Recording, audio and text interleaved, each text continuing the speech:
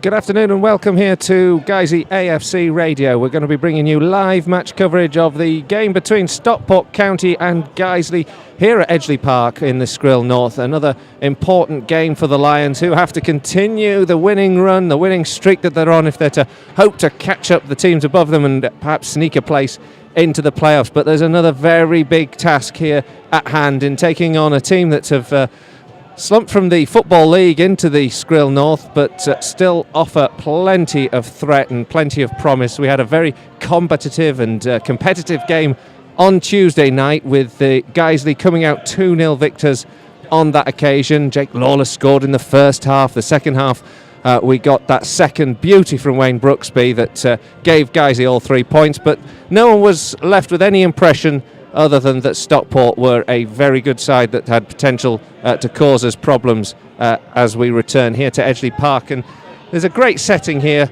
this afternoon for a football game. Of course, Edgeley Park is much more attuned to hosting league football games and big crowds, and has been the host or the venue for many big occasions over the years. Recent years, they've had much more of the problems of finances and then relegations, and find themselves in the unprecedented position of playing in regional football for the first time, I think, in over 100 years. But no doubt, once things get sorted here, they will start to return upwards and throughout the leagues, but it won't be this season with their position in mid-table. I'm Colin Robertson. I'm going to be providing you live match commentary throughout today, but alongside me will be the expert tones of Nick Keefe, who's gone through all of the preparations that we need to do for today. And Nick, this is a great venue, isn't it? It's great to come and enjoy football here. Oh, this is special, isn't it? And we arrive at the ground looking like fans who've won a competition, the two of us, because it's such a treat to come into a stadium like Edgeley Park. They shouldn't be down in the Conference North, and you've sort of touched on that. We might talk a bit more about it as the afternoon goes on.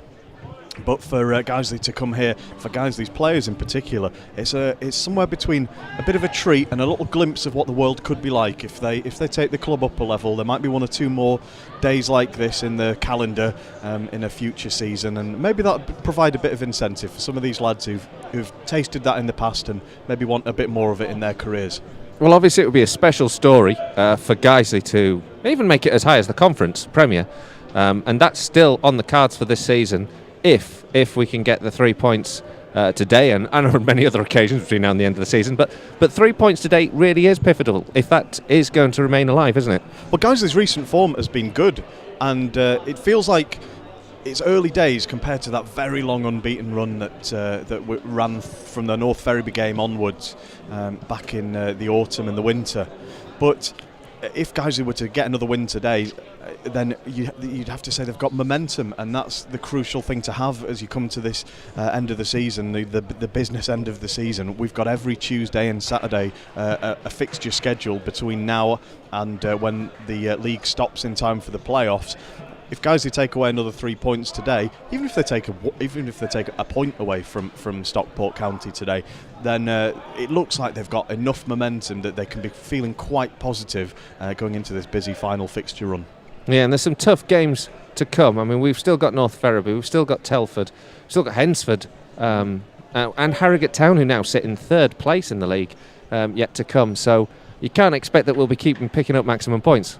No, not at all, but it does mean if you pick up results against those sorts of teams, against Telfords, Harrogates, the teams, Altrincham, obviously have got the other team with loads of games in hand who will be thinking the same way. If you can pick up points against the teams who are above you, then that is really worth 6 points in terms of the swing that you gain in the league overall. So yeah, guys, you can't win every game between now and the end of the season by any means. That would be too much to hope for, but a couple of wins against the teams that are above them, and they could quite quickly start making up the ground and putting themselves in the mix to join in the playoff spots in the last couple of weeks. Well, on Tuesday night, of course, guys, he got that 2-0 victory over Stockport County. I spoke to Mark Bauer after the game, and here's what he had to say.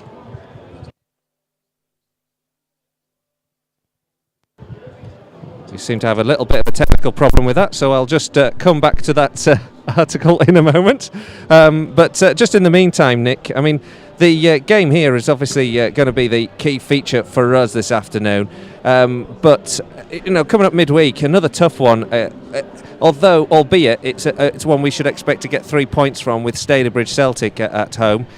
You can't take anything for granted even after this afternoon, can we? With the sides like Stalybridge and Oxford City, who we do have to play, who are towards the bottom. Oh, absolutely right. Guiseley's recent record against Stalybridge is very good, but it always has that feel of a Trans-Pennine derby sort of situation. It's always got the War of the Roses feel about it, and we've seen in the past the odd Leeds fan rock up thinking it's a mini Man United Leeds game or something silly like that. So those games always have a lot of spice. You can't predict. Every single one that I can remember since we came up to the Conference North against Stalybridge has felt a little bit like a cup game. Right, well, we have fixed the problem, I think, and now we can bring you that interview with Mark Bauer, speaking to me after Tuesday night's game against Stockport County. Mark Bauer after the fine 2-0 victory over Stockport County at home. Mark, it took a while to get underway, obviously with all the delays, but when it did, it was certainly worth waiting for. Yeah, I thought it was a good professional performance. I don't think we set the world on fire or anything like that, and we had to sort of withstand spells where they had quite a bit of possession without really hurting us. So I was pleased with the discipline of the team and how we kept our professionalism and shape throughout the first half. And then when we got the chance to go in front, Jake Lawler took it really well, and then in the second half I thought we were the better side, and by the time they had a couple of chances at the end, we should have been 3, maybe 4 up by then. But yeah, clean sheet, another 3 points, professional performance, really pleased with it. Difficult, isn't it, when you've got that late start? Obviously it upsets the opposition, but also your side's preparations as well. Yeah, I mean, they're all coming together on a bus, so they know the score. We've got lads coming from all over the place, and Gavin Rothery and OJ turned up after their team bus. It's just been a bit of a crazy night. Probably only 4 or 5 of the lads actually got here on time that have avoided a fine. So it was difficult. But once I thought we were really professional. We started okay and passed the ball well in spells. But they're a good side. They pass the ball really well, and like I say, we kept our discipline and shape and professionalism, and that was a key to the win tonight. First of a double header. How does this affect Saturday's game in your view? I'd rather be going into it having won a game than having lost one. Both teams are going to know plenty about each other, but I don't think it'll make any difference once we kick off at 3 o'clock on Saturday afternoon. It's a completely different game, and we'd like the same result, but if we're going to get that, we're going to have to work really hard to get it, because as we've seen, they're a good, well organised side, pass the ball really well, but we'll have to do put the same application and organisation into that game as we did today, and we've a chance of getting another 3 points. Mark, thanks very much. So that was Mark Bauer there speaking to me on Tuesday night after the fine 2-0 victory over Stockport County, and it was a good result for guys. It'll be a different game today though, won't it, Nick? Well, it will. You'd expect Stockport to play differently with the support of a good house behind them. We're expecting a couple of thousand again here today. They've been getting amazing attendances for this division, really. Shows how loyal the fans have been in difficult times. But you'd expect Stockport to play like the home side today. In fairness, they didn't come and park the bus and try and play on the break entirely on Tuesday either. They came for a proper game of football, and I suspect if Guiseley play as they did on Tuesday, that we'd get the same result, because 2 teams going at each other blow for blow. Guiseley looked like the stronger footballing team on Tuesday. However, as you say, with the home crowd behind them, anything could happen. Well, I'm delighted now we've got the chairman, Phil Robertson, joining us up here at the press box here at Stockport County in Edgeley Park. It's wonderful to have him alongside us just for a quick chat before the game. Phil, great occasion, isn't it, for the club to come to Edgeley Park? This is a real taste of what could be. It's a nice stadium. It looks a little long in the tooth, and the pitch doesn't look brilliant from up here, but no, it's like you say, it's a huge occasion and a biggish crowd. Taste of things to come.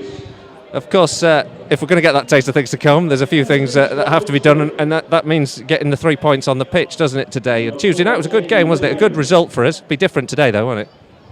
I think so. I mean, hopefully the same or similar result, but Yeah, well, if we can quieten the crowd early on, and I think they have a bit of reputation for getting on their home team's back as well, so it might work to our advantage. Yeah, they've been through the ringer. I mean, this isn't a ground, or it isn't a club that really should be competing at the Conference North at the moment, should it?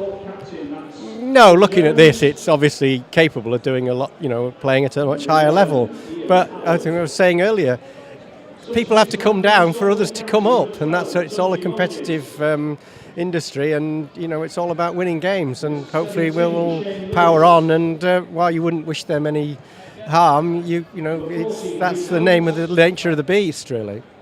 It's relentless at the moment, isn't it? Game week in, week out. A lot of things going on behind the scenes.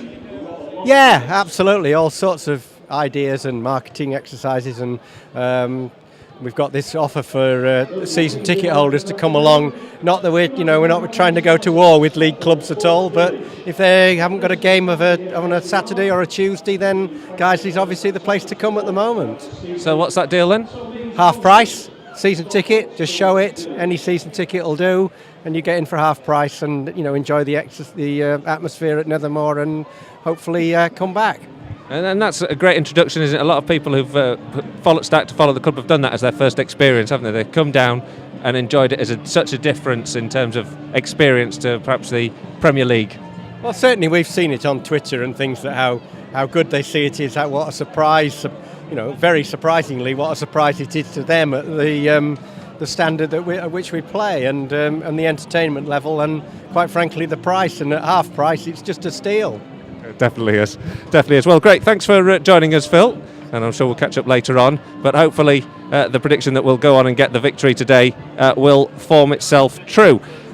We have, by my reckoning, 7 minutes until kick-off. So we'll go through the team news now, and we'll get the thoughts of Nick on the way the two sides are going to be lining up. I'll just go through 1 to 11. Then there's a big change in the Stockport County side today. Ian Ormson in goal, Mark Lee, Scott Duxbury, Jamie Milligan, Kieran Charnock, Stephen O'Halloran, Nicky Platt, Chris Churchman, Christian Dennis, and this is the big name, Phil Jevons, who returns as captain, and Ian Howard.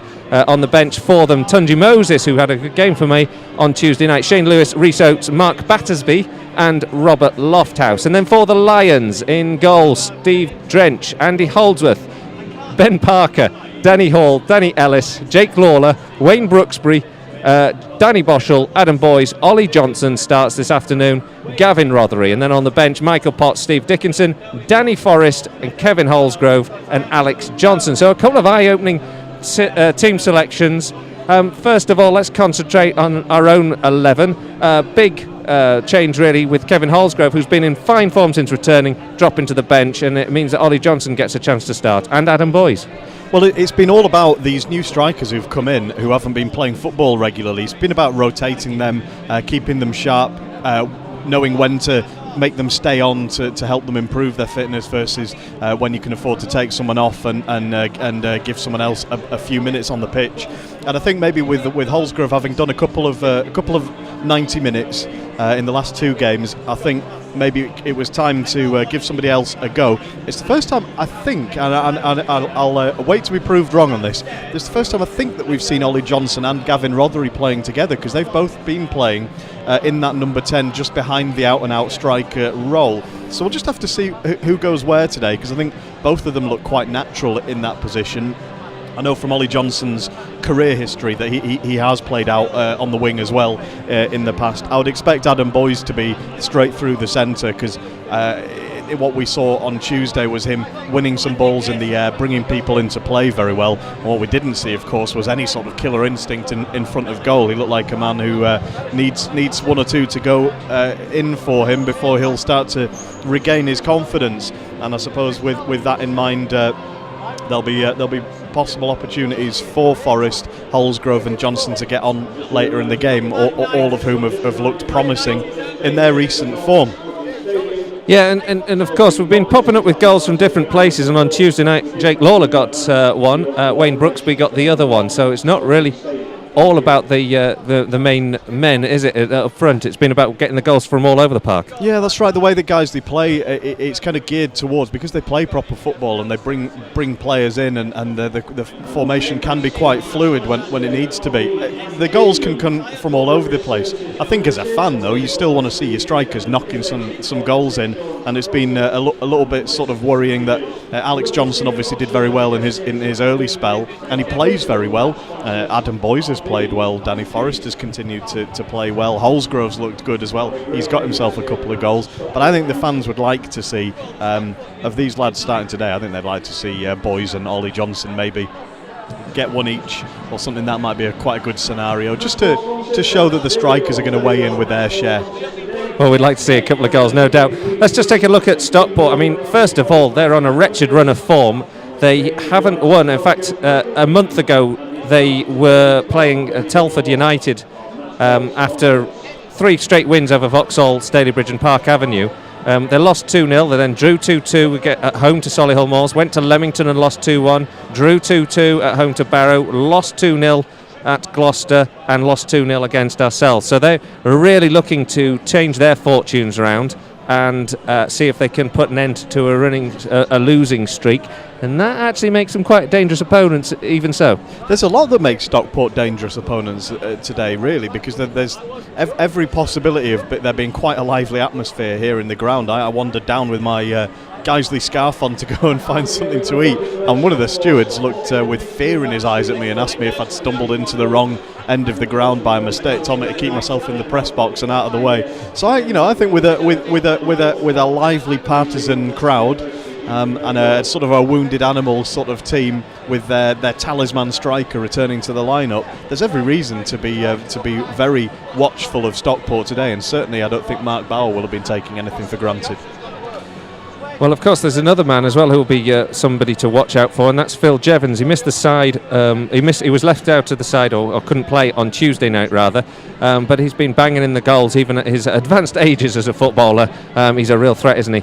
Yeah, he is. I mean, he's scored goals all throughout his career, and not a surprise to see him knocking them in earlier in the season as well. So I don't know we don't have any details on his stage of fitness or anything like that, but certainly he was the name that stood out on the team sheet, and he comes back in and he wears the captain's armband, and maybe that'll be the lift that County need today. Well, there's a good crowd merging onto Edgeley Park as we speak. There's a good number of Guiseley fans who've made the trek over the M62 to watch this big game in the Skrill North, a game that has an awful lot resting on it for the Lions. We'll be keeping you up to date with everything that happens here with live match commentary of this game. The two sides are about to come out. They're coming out through the tunnel as we speak now. The referee today leads the way. Stephen Copeland, his assistants David Sullivan and Duncan Carrott. Guiseley will be playing in all yellow, with Stockport County playing in their home kit of blue shirts, white shorts and blue socks. And as the two teams begin to make their way, there's a wee mascot right at the front, toddling around in front of the Stockport County captain, Phil Jevons, and it's great to see. They are enjoying their day, but let's hope that that's as much enjoyment as anyone in a Stockport shirt gets out of anything on field this afternoon. And these are two of the smallest mascots I think I've ever seen. Real, toddler age. Fantastic! What a great experience. That'll be one of those young memories that you'd keep forever, wouldn't it? Yeah, it's lovely, isn't it? And they're just shaking hands and going through all the sort of pre-match rituals that we have. Big shout from the Guiseley fans over in the left-hand side, and Nick is just been smitten, I think, by the two. They're adorable. I wonder if they're Phil Jevons' kids, because they've run back over to him actually now, and they're high-fiving and running around the centre circle with him. They're going to have to leave the pitch though, because the teams are nearly ready to start the game, but they're very sweet. You never know, there might be hard times, they might be playing. Yeah, well, we won't see much long ball football if that's what they've got up front. So here we are, with just a couple of minutes to go until we get underway. Don't forget, if you have any comments you want to let us know about, any thoughts or reflections on the game as you tune in, do let us know via @Guiseley Radio. @Guiseley Radio. That is our Twitter tag. and we will keep you fully up to speed as much as we can with all the other comings and goings in the Skrill North, with a good number of games underway this afternoon, involving teams from up and down the division who are all looking for points at such a critical time. It's funny, I was thinking back just before we get underway with this game. I think it's about a year to the day that we had the introduction of Seb Carroll in the second half at Gainsborough Trinity, and he proved to be a real game changer, didn't he, in his spell? Yeah, I was thinking about him actually, because in some ways Ollie Johnson might be this year's Seb Carroll. He's just a complete wild card, someone who's come from outside of the game, who hasn't played much recently, but when he did, played at a very high level, and is clearly a cut above. And then it's just about sort of how fit we can get him, and how much we can keep him involved. Actually, Ollie Johnson looks a little bit fitter and a little bit more capable of contributing than Seb Carroll did, who was very much cameo appearances, wasn't he? But similar sort of idea, you know.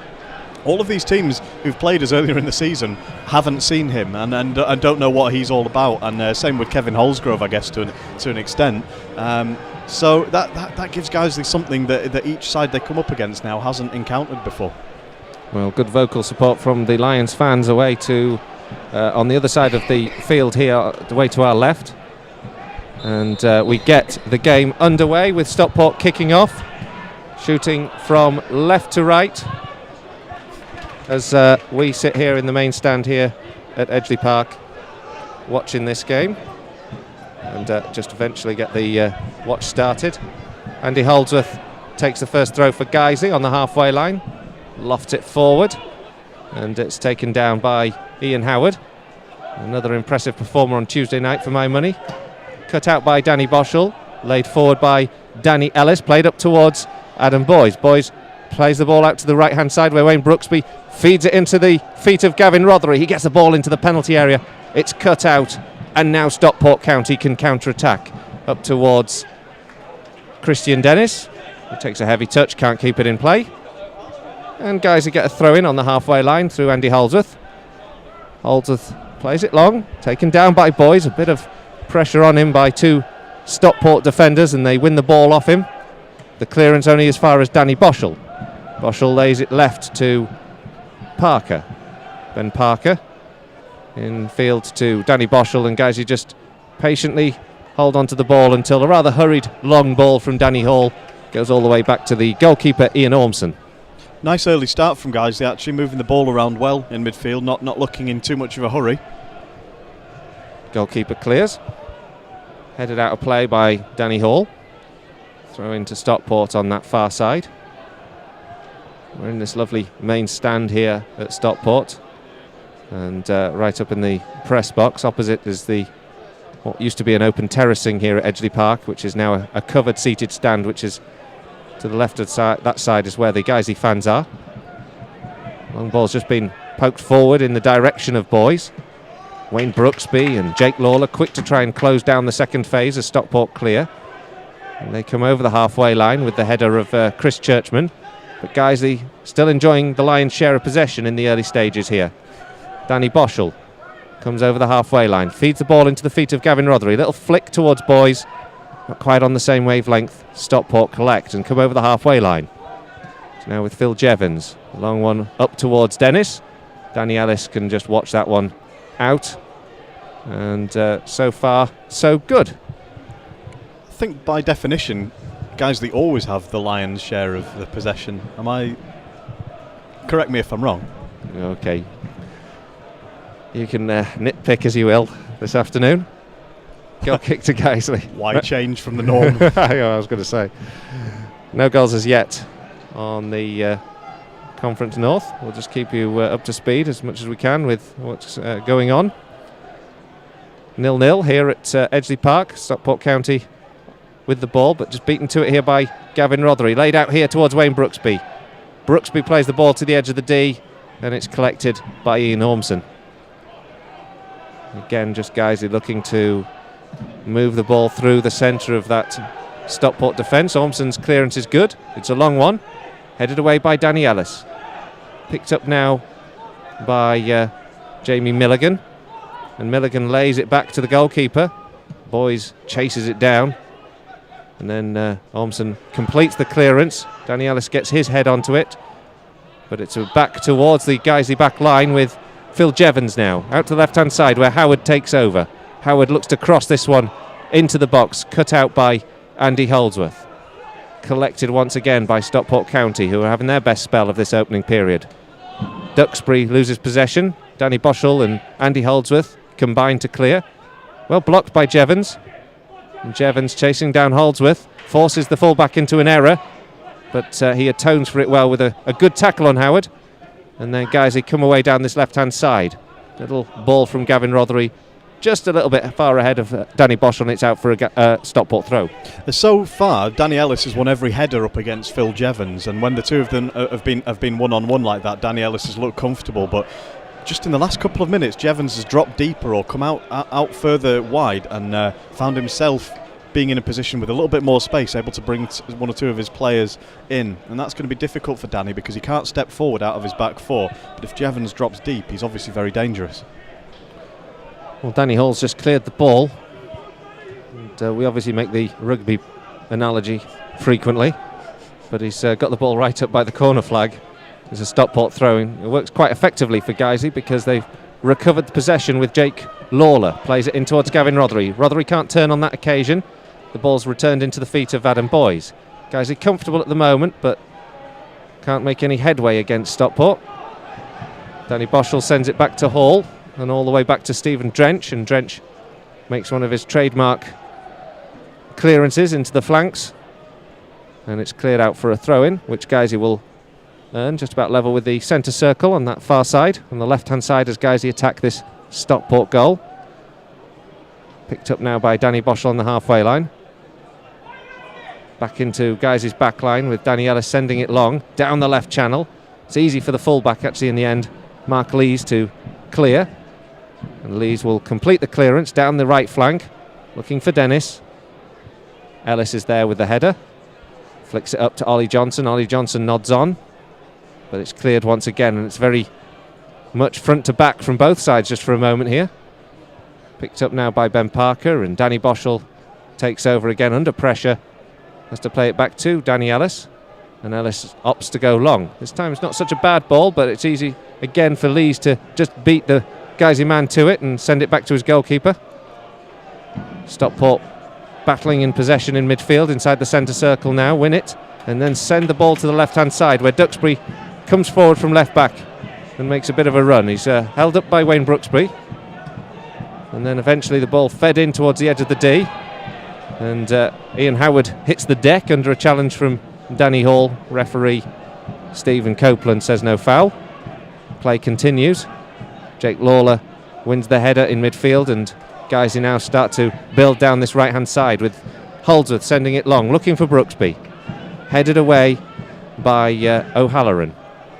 Sent forward by Jamie Milligan. Milligan's picked out Davis. He's free. Dennis gets a shot away with the left foot, and it had no direction or power in the end, and it's away. But just a danger sign. The ball over the back four, picked up by Dennis. Christian Dennis's effort was pretty tame there. Yeah, it's looked like a proper game of football so far. Both teams have got time on the ball in midfield and are working it around carefully. That chance came out of nowhere, and that's where both teams' defences have got to be really alert, because in a game that seems to be following a particular tempo, then a hooked ball over the top like that that comes unexpectedly could see the defenders on their heels if they're not careful. And Danny Hall very cool in his own half, just takes the ball past the oncoming Stockport man, and now Guiseley can counter-attack. A good ball down the right-hand side from Rothery, picks out Brooksby. Brooksby into the penalty area, can't get back past Duxbury. Good work from the fullback, completes the clearance, only as far as Danny Boschel though, and Andy Holdsworth picks it up now, sends it infield towards Boys. Boys sends it return towards Holdsworth. Ian Howard does enough to scoop it away, only as far as Wayne Brooksby. Brooksby can't get it into Boys, but neither can Stockport clear their lines. But Jake Lawler has a bit of a heavy challenge on Dennis, but the referee gives the advantage because Stockport come down the right-hand side, and Guiseley almost masters of their own defence here because they have to just help this one out. And it does eventually go out for a goal kick, but Guiseley were caught in possession there, and Jake Lawler a bit soft in conceding possession. Yeah, just going back to the other end, it was good defended by Duxbury against Brooksby in the Stockport area. Brooksby, all of his best work on Tuesday in the game came going down the left, and it's interesting today. Stockport have moved Nicky Platt into the number 7 shirt, and they've brought Mark Lees in at right back. So obviously the manager identified that that's where Guiseley were having all the joy, and he's just shuffled things around there. Guiseley now coming down the left-hand side with Ollie Johnson right out on that left touchline. He's going backwards though because Stockport are defending well with good shape. Danny Boschel tries to feed it into Johnson, cut out by Churchman, and Stockport can counter, but they concede possession themselves rather sloppily. Give it to Danny Boschel. Boschel tries the long ball in towards Boys. It's cut out. Guiseley can't come through the number of blue shirts that stand in their way, and Stockport can counter-attack, and they get a good ball down this left-hand side, but Ian Howard was just a couple of yards offside on that left flank. Found some good space, and he'll be kicking himself actually for not holding his line, because had he done so, he would have had a good run at goal. Yeah, good opportunity for that Stockport as well. The Brooksby and Andy Holdsworth between them just in a couple of 50-50 challenges just lost out, and it meant Stockport had the whole of the left-hand side of the pitch as they looked at it to go at. So they'll be frustrated that they couldn't have made something better from it. Early goal at Northolm. Gainsborough Trinity 0, Gloucester City 1. So Gloucester's continuing their good form as they pull away from that relegation battle. Drench with the free kick, plays it long down the right-hand side, looking for Wayne Brooksby. Cut out well by Jamie Milligan. And then sent forward towards Christian Dennis, but Danny Hall's smartly across to knock the ball into touch. And it's a throw into Stockport. Yeah, I think that clearance from Danny Hall knocked a bit of asbestos down off the inside of the roof here. He whacked that up into the top of the stand. Throw-in's taken and eventually bounces back off Dennis. Good clearance from Brooksby, good work there. And it's a throw-in to Guiseley inside their own half. Very calm atmosphere, isn't it, in the ground so far? Not too much noise from the big stand away to our right. It feels like we're watching a proper game of football, doesn't it? But nothing to set the crowd alight just yet. Long ball's just gone forward towards Phil Jevons. From Stockport's perspective, it was perhaps not in the right place, and it's gone all the way back to Stephen Drench. It's been an equaliser as Gloucester City have been penned back by Gainsborough Trinity. It's 1 each. And also Hensford Town are a goal to the good in their game.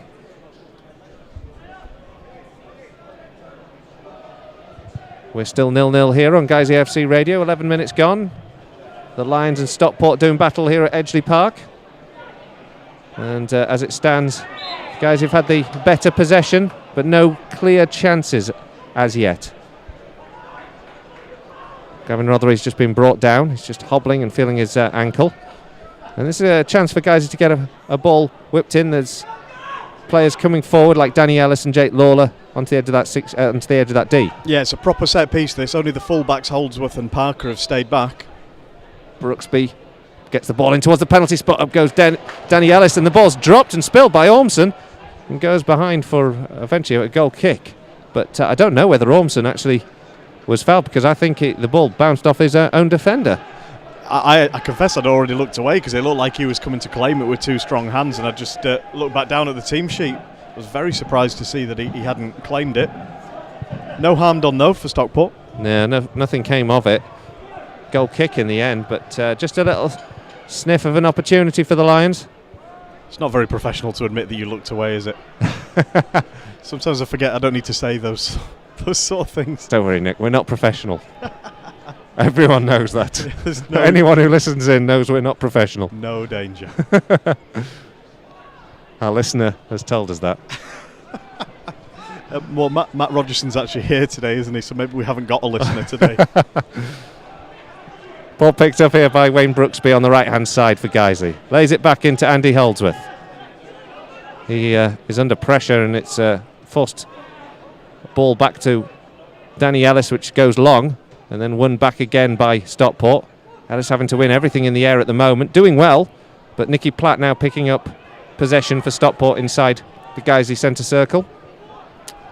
It goes back though. Stockport just seek to hold on to the ball. Kieran Charnock and Stephen O'Halloran play the ball between each other and then launch it long, looking to find Christian Dennis, who's not got on to the end of it. Didn't look particularly effectual on Tuesday night, Dennis, and so far has had perhaps the best chance and spurned that one with the tame shot. Guiseley now defend with Danny Ellis heading the ball up to the halfway line. Not much pattern to the Stockport attack. It goes all the way back to the goalkeeper, Ormson. He was under pressure from Boys. Just get a good clearance. Danny Ellis gets a foot in on Jevons and gets ahead of the ball. They're trying to get the ball forward quickly every time they get possession of Stockport. Ian Howard and Jevons combine on the left-hand side now, just inside the Guiseley half. And it goes all the way back to the halfway line. O'Halloran's pass is cut out by Danny Boschel. Then it's played forward by Wayne Brooksby, who was subject to a rather late challenge from Scott Duxbury. So it's a free kick to Guiseley. The referee just waited for a second to see if there was an advantage. Yeah, good decision that by the referee. Jevons was involved there again, as you said, out wide. But other than that, Stockport have mostly been moving the ball quickly forward, like you say, but moving it in the air towards Dennis and Jevons. And I'm afraid they haven't won a header against Ellis or Hall so far. I'm not afraid. Danny Ellis takes the free kick. It's gone long into the foot of Adam Boys, and he took a snapshot with the left boot. It's gone over the bar and into the stand beyond, but that was a good chance, a simply worked opportunity. Boys just couldn't apply the finish. Oh, it wasn't far over either, was it? Good opportunity, the first one Guiseley have really had in the penalty area. He was just on about the 6-yard line there, coming over his shoulder. It's a difficult skill, and he just had to take it slightly sooner than he wanted to, I think. But it wasn't far over. Working to nil, Brackley 1. Remy Clarima has scored the goal for Brackley. Gainsborough Trinity 2, Gloucester City 1 now. And of course, Hensford also 1-0 up against Colwyn Bay. So some early goals around the grounds. Gainsborough finding some form just in time to play us again. Yeah, that'd be typical, wouldn't it? Now Ollie Johnson's going on a bit of a run here. He's just picked up the ball on the centre circle, skipped past 3 or 4 players, goes towards the edge of the D. Can't beat everyone. 2 or 3 players were beaten by his run, somewhat fortuitously in the end, but he just kept on going, couldn't find a through ball. Eventually Stockport clear. Guiseley still have the ball on the halfway line though. It's picked up now by Ben Parker, who comes forward, has a bit of a run at this Stockport defence, plays it out wide now to Danny Boschel. Guiseley sensing blood. The ball goes forward from Boschel in towards the edge of the 6-yard box, cleared by O'Halloran. Up towards Jake Lawler though, who wins the possession back, but it's eventually cleared by Nicky Platt. Much to the frustration of the home fans, though, it goes all the way back to Stephen Drench. That's the first time that Guiseley have tried to take the initiative and push the pace. It's quite a sleepy sort of tempo to the game so far. And first Ollie Johnson, then Ben Parker, just getting the ball and having a bit of a run at the defence. And it does seem to open the game up. Clearance from Stephen Drench, flicked on towards Ollie Johnson. Cleared by Stockport. Helping it away to the edge of the centre circle. Forward and flicked on by Jevons, but I don't think he wanted the ball. The way he got it, it was sort of drilled towards his head. Not much he could do about it. It's gone out for a throw into Guiseley. Stockport just rushing it again, just trying to move it forward too quickly. As soon as the defenders in particular have got the ball under control and at their feet, they're looking for the strikers with it. Barrow have taken the lead against Leamington. Tom Corner, playing his football at Bradford Park Avenue earlier this season, has got his first goal for the Bluebirds. Meanwhile, Stockport come forward here at Edgeley Park as they look to work open a chance, but it's rather poor from Duxbury and over the head of Jevons and out for a goal kick. There's no goals here at Edgeley Park. It's still Stockport 0, Guiseley 0. We've had 18 minutes gone here on Guiseley AFC radio.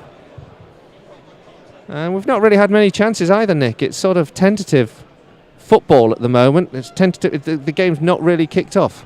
Yeah, I guess maybe this happens when both teams feel like they know each other very well. Stockport know how they conceded the goals on Tuesday, and Guiseley know they have to not be overconfident and not commit too many men forward, otherwise that could be their undoing. So instead, we've got teams sort of playing with it in front of them, but not many players overlapping, not many kind of committing forward at the moment, and almost still at the stage of sort of feeling each other out a bit. Now Stockport win the ball on the halfway line. Ian Howard.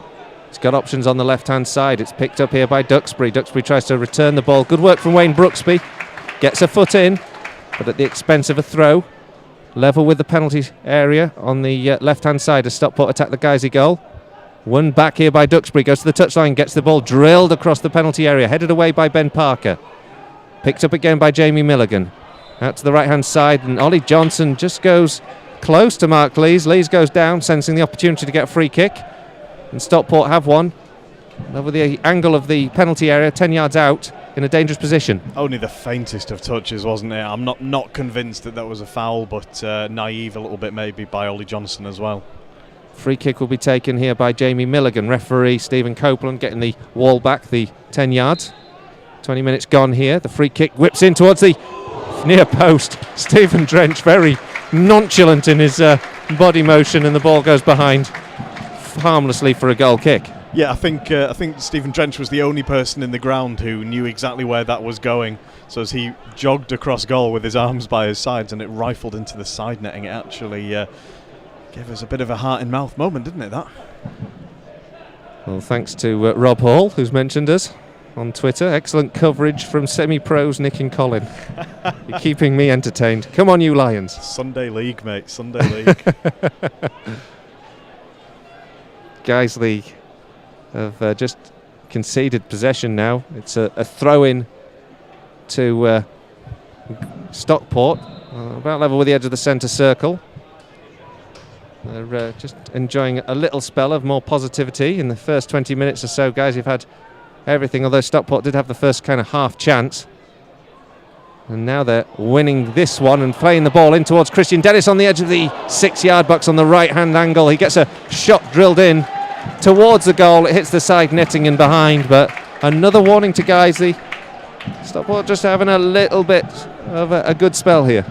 Yeah, they've come back into it, haven't they? And of course, Guiseley didn't achieve anything with the better possession they had in the first quarter of the game. And so Stockport, if they were to get a goal, puts them in the driving seat. It was a strange decision actually, that by Christian Dennis. Ian Howard was stood 10 yards to his left in acres of space, absolutely begging to be given the ball, but obviously backed himself, the number 9. Duxbury now with possession for Stockport on the left flank. Gets it onto the right foot, curls it in towards the penalty spot, cut out by Danny Ellis. Adam Boyes can't win the header from the clearance. Jake Lawler chests it down, then lays it left to Ben Parker, who's surging forward from fullback.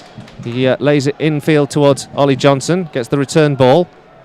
And now Stockport have plenty of men back, but a good ball from Parker in towards Boyes. Boyes just has to race to keep it into touch. He does well in the end as Boyes to keep the ball live, but he can't keep it under control. It's cleared, but it is a throw into Guiseley. Yeah, good chasing by Gavin Rothery actually. The ball was never there to be won, but by chasing the defender down, he's forced them into clearing it out into the stand rather than launching it up for another counter-attack. Throw in for Guiseley, level with the edge of the 18-yard box on the left-hand side as they attack this Stockport goal. Taken by Parker infield now, and towards the edge of the D, where Boyes battles for it. Commits a foul in doing so, but referee waves advantage because Stockport could counter-attack here if they can move this ball sharply down. It's cut out well by Danny Boschel and then lofted in the general direction of Adam Boyes. Just can't get the ball to his feet, and Stockport clear, and it goes out for a throw. Yeah, the game's just losing its rhythm a little bit as well now. Almost that patient passing play of the first 15 minutes. Both teams have decided as soon as that's not going anywhere, they're just sort of knocking it in the direction of their strikers, and it means everything's a 50-50 and one of them might come off, but at the moment it's just a little bit shapeless. Well, it's entertaining at Gainsborough. That game between Gloucester and Gainsborough is now 2-2. Wow. 4 goals in the opening, well, by my reckoning, what must only be equivalent to about 22, 23 minutes. So they're on for about 8-8 at this 8 each at this rate. Yeah, I doubt we'll see 16 goals here today. Flicked on by Christian Dennis as Stockport with a throw-in. Try to move it down the left flank, but it's won by Guiseley. And in the end, it's out for a throw-in inside the Stockport half. Picked up now by Andy Holdsworth. Holdsworth taking his time with this throw. Guys are not really getting into position, and referees tell them to get on. In the end, it works a nice one into Gavin Rothery. Rothery gets it infield with good battling towards Danny Boschel. Boschel lays it out towards Ben Parker, who comes up to the edge of the penalty area. Gets the ball in towards the edge of the 6-yard box. Good headed clearance from O'Halloran.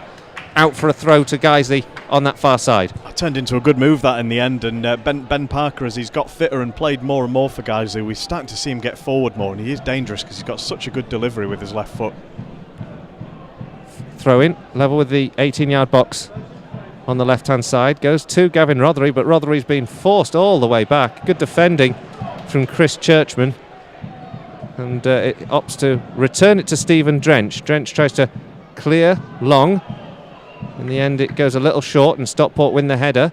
The second phase is picked up by the Lions, though, and Wayne Brooksby from the centre circle lays it out to Ben Parker.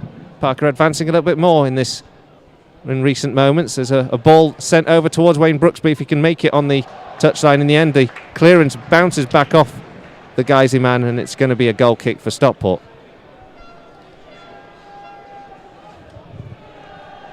25 minutes gone. Guiseley and Stockport County locked at 0-0. If you're just joining us on Guiseley AFC Radio, the Lions have had the better of the possession. Stockport have had a couple of chances, though. It's certainly not one-way traffic by any stretch of the imagination. And Guiseley win the ball from the goal kick inside their own half. Played forward towards Adam Boys, headed away by O'Halloran. Up towards Phil Jevons, who's managed to get the ball off a Guiseley man and win a throw for Stockport. Mark Lees from full-back takes it, it's about level with the edge of the 18-yard box. He plays it into the feet of Churchman. Good skills from Churchman, goes through two players. Can he get the ball square? He does. It's back here towards Milligan. Milligan plays it into the edge of the 6-yard box where Howard was waiting.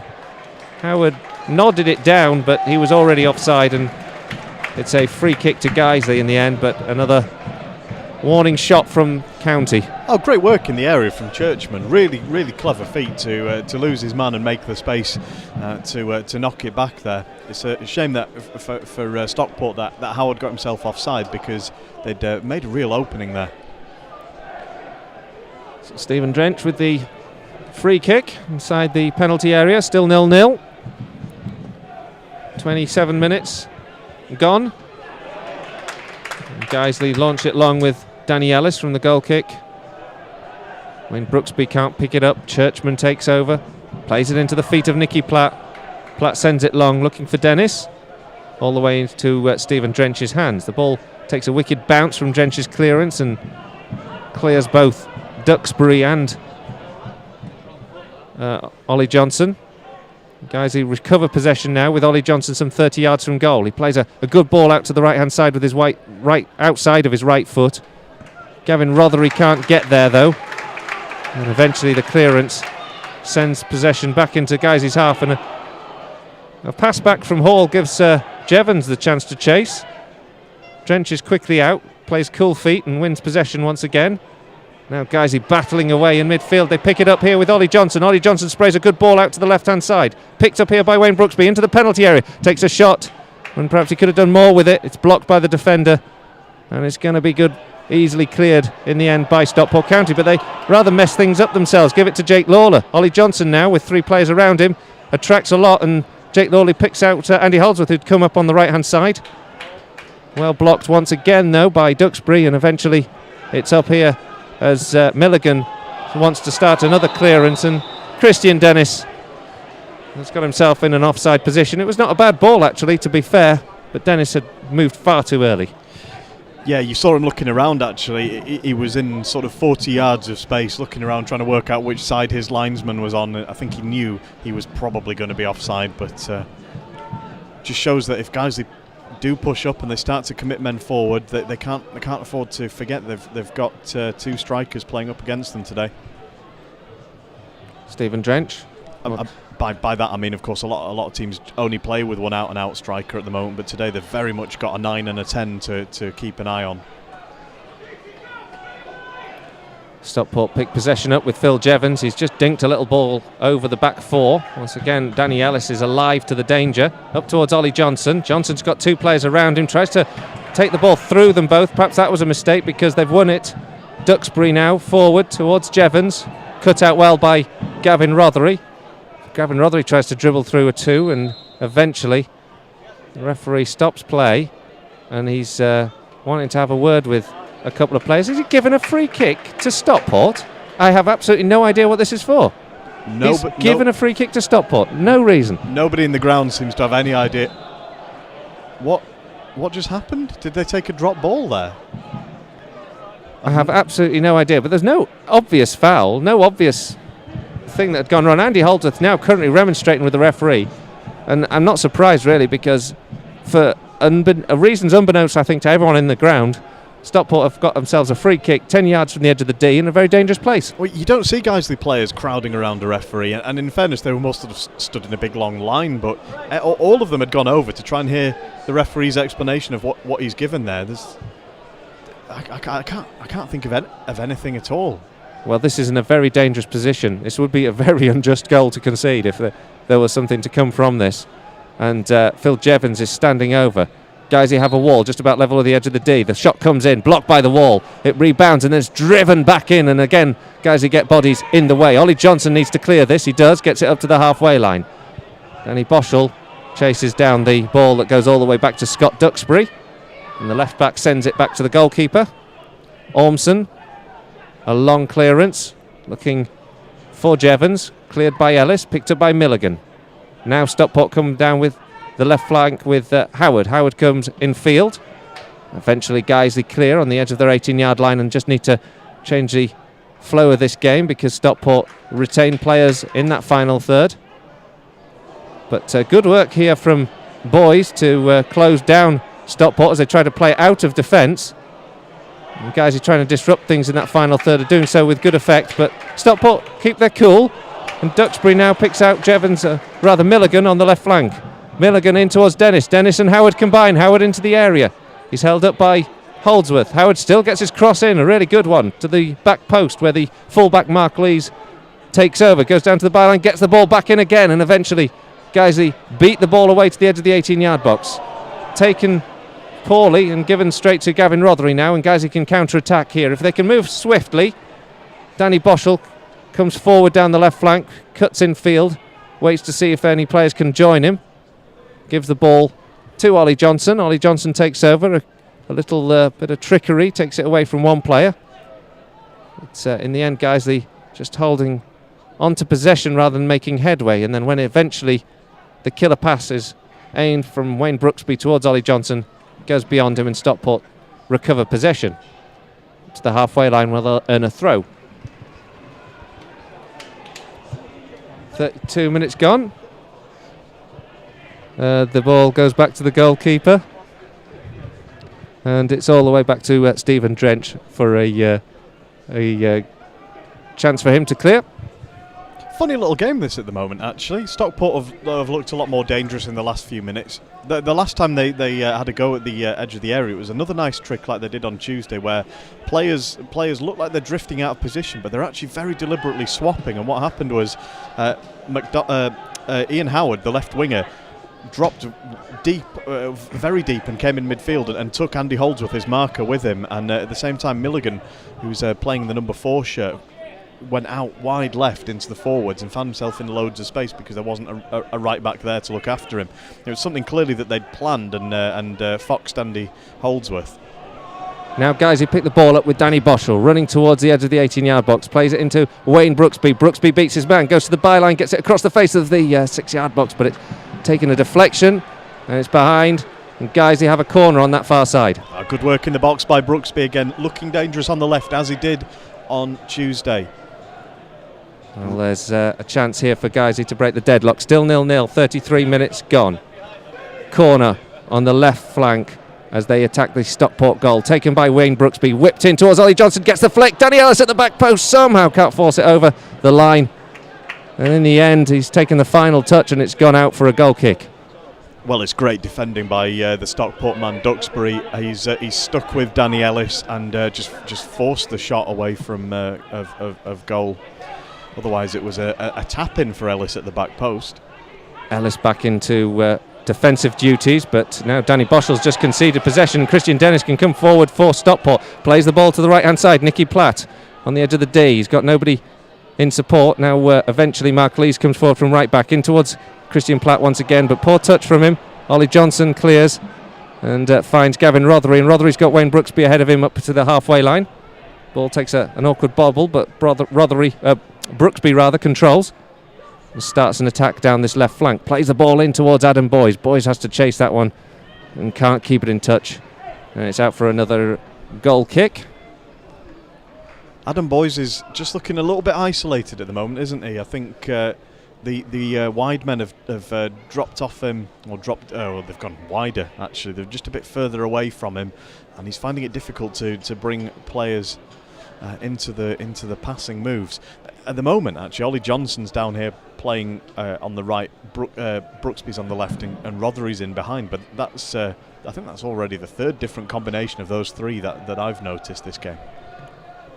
Well, Stockport do well to close down Danny Hall. Good work there by Nicky Platt, and Platt feeds the ball into Dennis.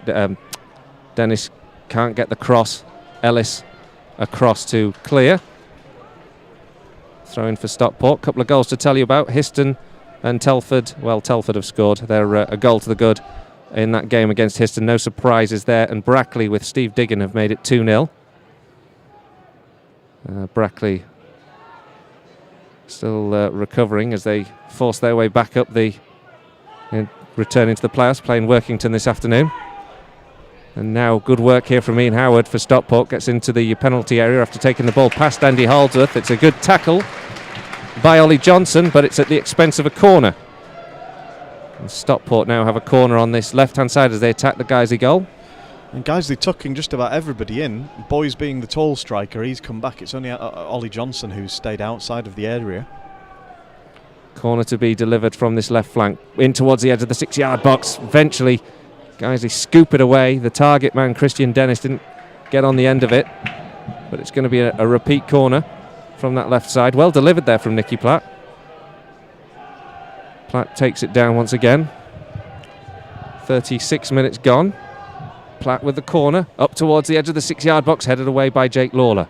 It's going to be a throw into Stockport, level with the edge of the 18-yard box on the right-hand side.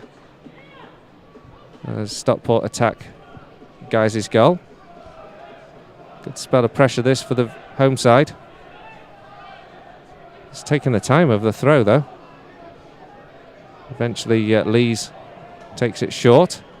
Milligan and Lees combine. Now it's a chance for Milligan to get this one into the area, sends it towards the back post. Stephen Drench watches the flight of the ball very carefully and plucks it out of the air. And then we'll just take the sting out of things for a couple of minutes. Stephen Drench clear. Ollie Johnson the target man. At the second attempt, Johnson does win the header. And guys who win a free kick because there's a bit of a late challenge from Milligan. After touch on Adam Boyes. Nothing to write home about, but guys who have a free kick a few yards in the Stockport half. Danny Ellis will take.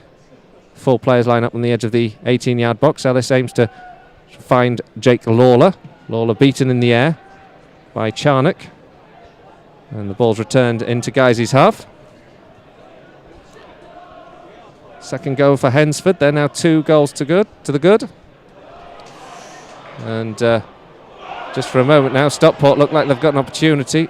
The pass back from Danny Hall looked a little bit short. That might have given Phil Jevons something to get on the end of, but Steve Drench was out very quickly. What actually happened there was Danny Hall got charged down when he had the ball at his feet. It was a slightly lackadaisical sort of clearance, and just made a scary moment there for him and Stephen Drench to tidy him up.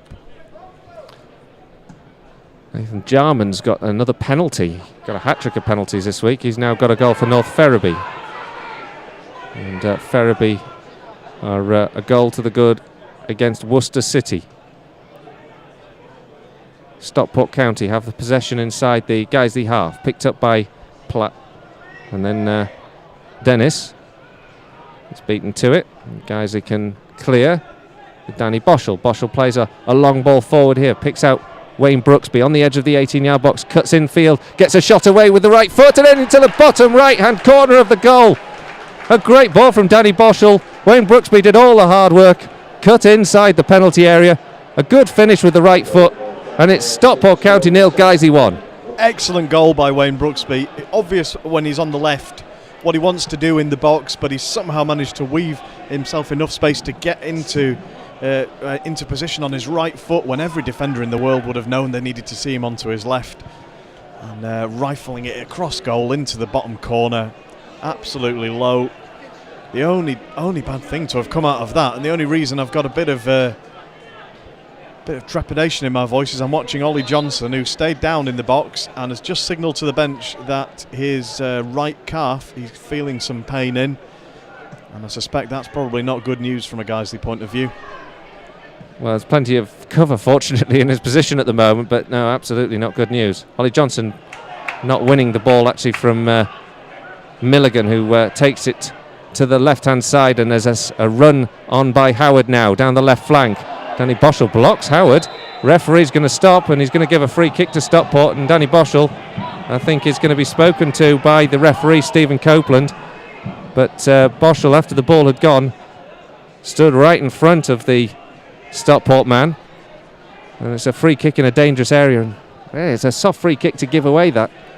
Yeah, it was an obstruction, wasn't it? But whether he needed to give that away there, I think the ball had already gone. Perhaps he I think he was going to sort of try and impede his run into the area, but he was only running into the area to try and take up position. No guarantee the ball would have found him. Anyway, Phil Jevons looks like he's lining this one up. It's a very dangerous position. It's about 4 yards out from the edge of the 18-yard, 5 yards maybe. They've got a good shot at goal to take here. Steve Drench gets onto it from Jevons' shot, and eventually gets a strong palm away, but the ball back into the area by Jevons. Ollie Johnson still on the field, not signalling himself to go off just yet, and eventually Gavin Rothery gets a good foot in, but it's at the expense of a Stockport throw. They come forward once again. Churchman combining with Milligan, sends the ball back here to Duxbury. Duxbury with 2 players on him, plays well through the Guiseley closing down, but Guiseley still working Stockport back to the halfway line with good defensive efforts to prevent the ball coming forward. Milligan goes long in the end. It's a good one. Finds Jevons. He's onside. He's going to score. Surely he does. Stockport have done to Guiseley what Guiseley did to Stockport a couple of minutes earlier. A long ball from Milligan.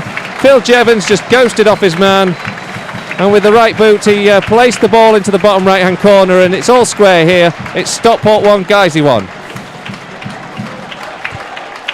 An absolute gimme for Stockport, I'm afraid to say.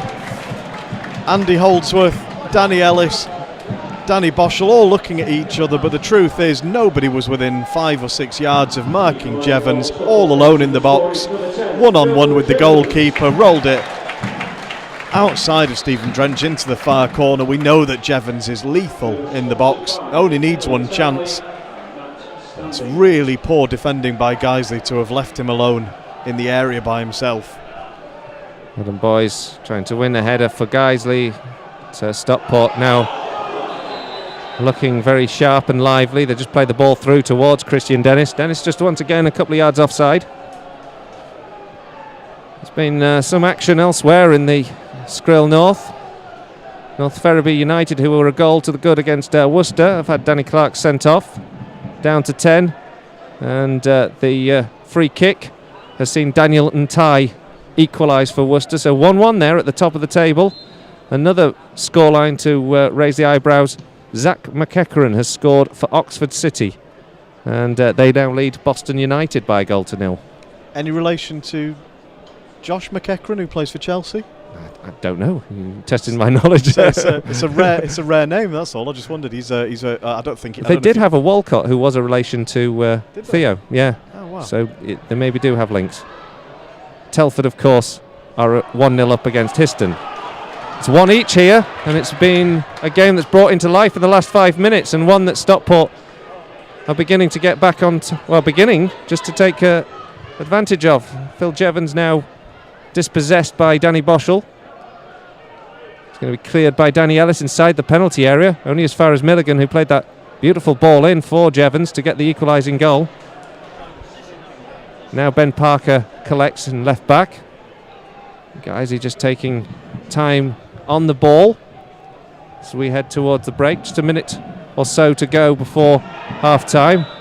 And then there's, for a second, a big shout for an offside flag, which is given against Adam Boyes on the far side, just in front of the stand here. We were slightly missighted from it.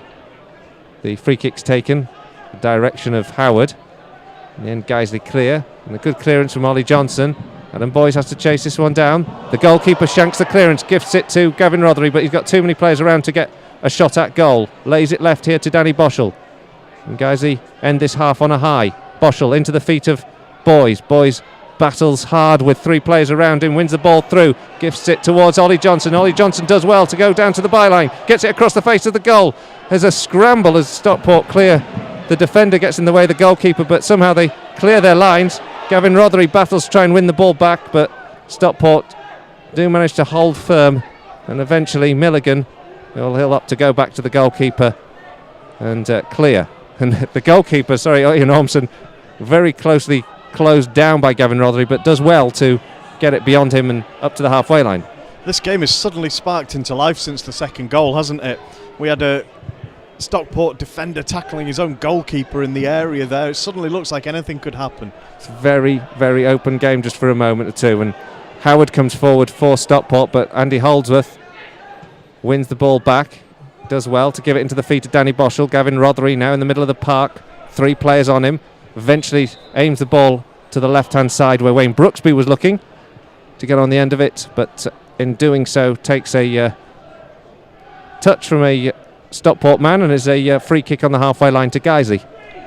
Guiseley fans making themselves heard, which is very impressive from over on that side of the ground. It's the first time I've heard them through my headphones since we've been sat in here. It's a shame half-time's coming up now as well, isn't it, Colin? Because it's just starting to get going. It is, isn't it? Free kick to Guiseley. Everyone in Stockport half at the moment. Danny Hall takes it, looks for Danny Ellis, over him, and out into the touch behind for a goal kick. 1 minute of added time was announced. By my reckoning, we've just about had that. And it's been a good end to the first half after it was fairly tentative stuff. Guys, he took the lead. Wayne Brooksby on 39 minutes. A good finish after getting on the end of a long Danny Boschel ball, cut inside the penalty area and applied the finish into the bottom right-hand corner. And then just a couple of minutes later, Phil Jevons did exactly the same, really. He got on the end of a long ball from Jamie Milligan. Did well, showed great presence to pull off his marker, and then applied a very cool finish into the bottom right-hand corner to give Stockport the equalising goal. It was fairly open in the last 5 or so minutes, but at the break it's all square. After Guiseley got their noses in front at half-time here at Stockport County 1, Guiseley 1. Interesting half of football in the end. It did start out a bit tentative and a bit pedestrian, to be honest. And we're saying at the time maybe that's both teams know how dangerous the other can be, and then really both teams have only had one chance each, and they've taken them and they've buried them. So it's square at the break, but both teams will come out for the second half. As Mark Bauer has a bit of a chat with the referee there. It all seemed very civil, but possibly just asking about the free kick that never should have been, or something else. But for the second half, both teams will come out knowing that it might only take one more really good, clear chance to be decisive in the outcome of this game. Plenty of options on the bench, but it did look like Ollie Johnson had taken a bit of a knock earlier on in that half. We'll no doubt see some changes in the second period, and that gives us plenty of options, doesn't it? And again, at half-time, you start to think, well, how could this change this game, back in our favour? And you look at that bench. Danny Forrest, Kevin Holsgrove and Alex Johnson. Oh, it's extraordinary. When you think how we were struggling to get a striker out on the pitch earlier in the season who looked like they actually wanted to play in a Guiseley shirt, there's 3 lads there on the bench who we've seen, as well as knowing, we've seen they will put their bodies on the line to play for the Lions. And Danny Forrest did everything he could in his cameo in midweek to remind everybody that he's around and he's fit and sharp and raring to go.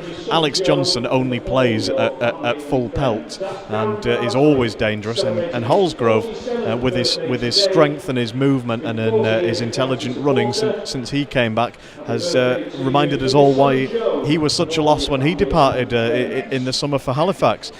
And that's all of that is ignoring Michael Potts as well, who is, as midfielders go, has more than a trick or two up his sleeve and has scored some good goals this season as well. So Mark Bauer's blessed with some fantastic options. As we said on Tuesday, the biggest question, the biggest challenge for him is deciding who to try first and who for, and how he thinks that will change the overall dynamic of the team. Which one is going to give him the best results in the quickest time? Well, it's been a interesting end to that first half, even if the first part of that game wasn't quite as thrilling as it might be. We've had plenty of goals from around the ground, so just a quick reminder of the ones we know about. Telford leading Histon by a goal to nil. Boston United trailing by a goal to nil at home to Oxford City. Bradford Park Avenue and Harrogate Town are 0-0. Colwyn Bay and Hensford Town. Hensford leading 2-0 last we heard. Gainsborough Trinity and Gloucester City. That was a goal fest, 2-2 at the break. Barrow were 1-0 up against Leamington. Ferriby and Worcester City was 1-1. Ferriby, of course, down to 10 men in that game. Daniel Untai equalising for Worcester. No scoreline at Solihull Moors and Altrincham. Here it's 1-1 between Stockport and Guiseley. Workington trailing by 2 goals to nil at home to Brackley Town. And Vauxhall Motors 0, Stalybridge Celtic 1 is a half-time scoreline. So Stalybridge next up at Nethermoor on Tuesday night. Well, we're going to take a break now for a few moments. So stick with us. We'll be back for full second half coverage of this game. Half-time though, Stockport County 1, Guiseley 1.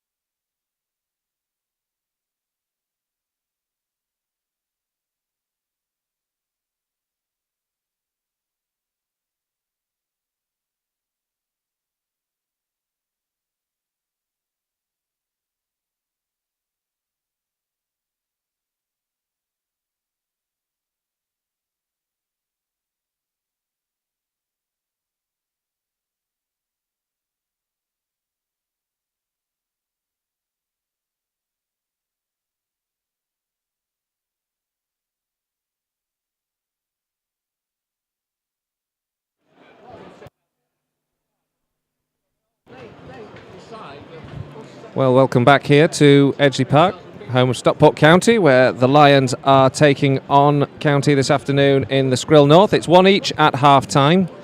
Guys, they opened the scoring with Wayne Brooksby applying a neat finish to a long ball through. And a good goal from Brooksby on 39 was quickly cancelled out by a very good finish from Phil Jevons, who got on the end of a Jamie Milligan, a long ball into the area. Jevons had worked out some good space for himself and applied a neat finish into the bottom right-hand corner of the Guiseley goal. It was 1 each as we went into the break, and it had been quite a quiet sort of game in the preceding sort of 35 minutes up until the goal, but once the goal happened, it all sort of kicked off, didn't it, Nick? Yeah, it finally came to life right at the end of the half, and if the game carries on as it did before half-time, then we're in prospect. We've got a very good second 45, but if it starts out like the first half did, which was quite tentative and quite a gentle pace, and neither team committing too many men forward, then it could be difficult viewing again. Let's hope that both teams have every reason to go for the win here. And Guiseley would be happy with a point, I suppose, and Stockport have been in a dismal run, and I suppose in that sense they might be happy with a point, but both teams will definitely feel that they can get all three. Yeah, they certainly think both sides will. I agree with that. I think both sides will certainly think 3 are in the offing. Ian Ormson is in goal for Stockport County. Let's just go through the teams. Mark Lees, Scott Duxbury, Jamie Milligan, Kieran Charnock, Stephen O'Halloran, Nicky Platt, Chris Churchman, Christian Dennis, Phil Jevons, the captain who scored the goal, and Ian Howard, the referee today, Stephen Copeland. Guiseley lining up with Stephen Drench, Andy Holdsworth, Ben Parker, Danny Hall, Danny Ellis, Jake Lawler, Wayne Brooksby, Danny Boschel, Adam Boys, Ollie Johnson and Gavin Rothery. On the bench for us today we've got Michael Potts, Steve Dickinson, Danny Forrest, Kevin Halsgrove and Alex Johnson, so plenty of options there. Referee's just got the two sides back out onto the field and has joined them. And Guiseley will be kicking off. They're shooting from right to left from where we're watching this game in the main stand here at Stockport County. Stockport County playing in blue shirts, white shorts, blue socks. And now have the ball inside their own half. Good battling from Wayne Brooksby and Gavin Rothery, but well worked out to this right-hand side here. Mark Lees under pressure from Ollie Johnson, sends it down the right flank. Stays in touch. It takes a wicked curl on the ground, but it's tidied up by Danny Hall. Ben Parker plays it up towards Danny Boschel, and lovely interplay between Boschel and Lawler. And eventually Guiseley get the ball onto the right-hand side. Andy Holdsworth on the halfway line. Brooksby up to Boys. Boys just dinks it into the feet of Rothery, and then Rothery tries to get it into Boys, but well defended. A good tackle there from Charnock. Guiseley just enjoying a bit of possession in this opening few seconds of this second half. Gavin Rothery and Boschel are beaten off the ball, and Dennis starts to run down the left-hand side, but he's beaten to it. Lots of little short passes being attempted by both sides, actually. Guiseley trying to work the ball through the midfield. And then Danny Hall slips and concedes a throw-in on the halfway line. Looks up in the sky with great frustration at that. 47 minutes gone in this game, 1 each. A throw from Mark Lees from Stockport, right back, sends it forward. Picked up now by Chris Churchman. Churchman heads it infield, well watched by Danny Boschel. Cuts it out. Boschel's got options to his left in Gavin Rothery. Sends it out to Rothery. Rothery can have a run at the defence now. Goes towards the edge of the 18-yard box on the left-hand side. Goes towards the touchline. Gets the ball across the face of goal, way ahead of Adam Boys. And eventually it trickles out on the far side for a goal kick. But promising move there from the Lions. Absolutely, guys. They've got to carry on playing their normal game like that. I want people to understand the ground we're in today, because it's so abnormal for us to be playing in a stadium like this in Skrill Conference North. The big homestand away to our right here, which is I guess the equivalent of the Otley Road end at Guiseley, the one that they obviously want to play towards in the second half. It's got a few more people in, I would say. estimating. And when we go down the front later on, don't have a good look at that stand because you can't see it all from all the way back up here, Colin. But it's an absolutely massive stand, and the whole ground is all seater. I mean, it really is a big proper stadium. I guess we're quite lucky that we've got so many players who've played in league football that they've no danger of the likes of Holdsworth or Hall or Parker or Boschel or Ollie Johnson being overawed. Now Stockport come forward. They were just shouting for a foul because Danny Hall did appear to have his arms around the frontman Jevons. They've got a throw though, Stockport, on this right hand side, and it's with Lees. Lees cuts it in towards Milligan. Guys, clear but poorly, straight to Milligan. Milligan plays it into the edge of the 18-yard box. Dennis can't get in the end of it, but Milligan continues to orchestrate things. Gives it to Howard on the left hand side. Now the fullback Duxbury comes forward. Tackled by Holdsworth, but a corner to Stockport, and it gives the home fans something to cheer about. Getting behind the side now. Really good move that by Stockport, very dangerous, sweeping across from right to left and then encroaching into the Guiseley box. And when they do that, you hear the swell of the fans behind the goal. You remember that there is although there's a lot of empty blue seats, there's a lot of people in here, and they can make some noise when they all rise at the same time. Corner whipped in swinging towards the goal, goes beyond everyone and eventually out for another goal kick. But it went towards that back post, and I think the man that they were looking for was Kieran Charnock, and just a little bit too high. The danger passes, but like you say, Nick, when they get the opportunities, when they do move forward, the crowd really do get behind the side. And the chap hammering the bass drum, it works better in here than it did in Nethermoor on Tuesday, where it sounded like a forlorn sort of effort. But in here, it does seem to energise the home fans. All credit to them. They actually respectfully put the drum away on Tuesday night. Oh, is that why it stopped? Yep, they put it away because obviously with the current situation, we didn't want to aggravate our neighbours, so they did. All credit to them. I didn't realise that's what had happened. Good on them. Guys are getting the ball on the left flank but can't get it through any further. It's gone all the way back to the goalkeeper. Picked up here by O'Halloran. Stockport moving forward, trying to release Phil Jevons, but it's bounced back off a Guiseley man onto the halfway line. Picked up now by Milligan. Out wide to Lees. Lees is under pressure from Ollie Johnson. Skips past him, sends it infield here to Chris Churchman. Churchman in towards Howard.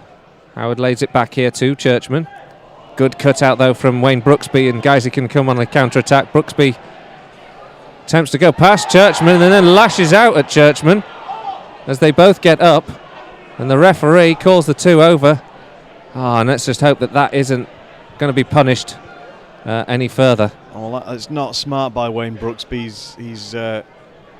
He's swung an arm out or tried to shove Churchman or something. I mean, it was a foul by Churchman. It was one of the clearest obstructions you'll ever see, and the referee didn't give it, and Brooksby's just been a little bit petulant there. He's having a long talking to from the referee, though. Well, heart and mouth stuff, to be honest. I think that was about right, because it wasn't, he didn't swing it. I think he pushed at him more than anything, to be fair, but he shouldn't have raised his hands, and you've seen those given. Well, that's it. You run the risk of a referee deciding to follow the letter of the law and send you off. The free kick's taken. It's a long one. Nodded down by Boys. Beyond Gavin Rothery, though. It's cleared.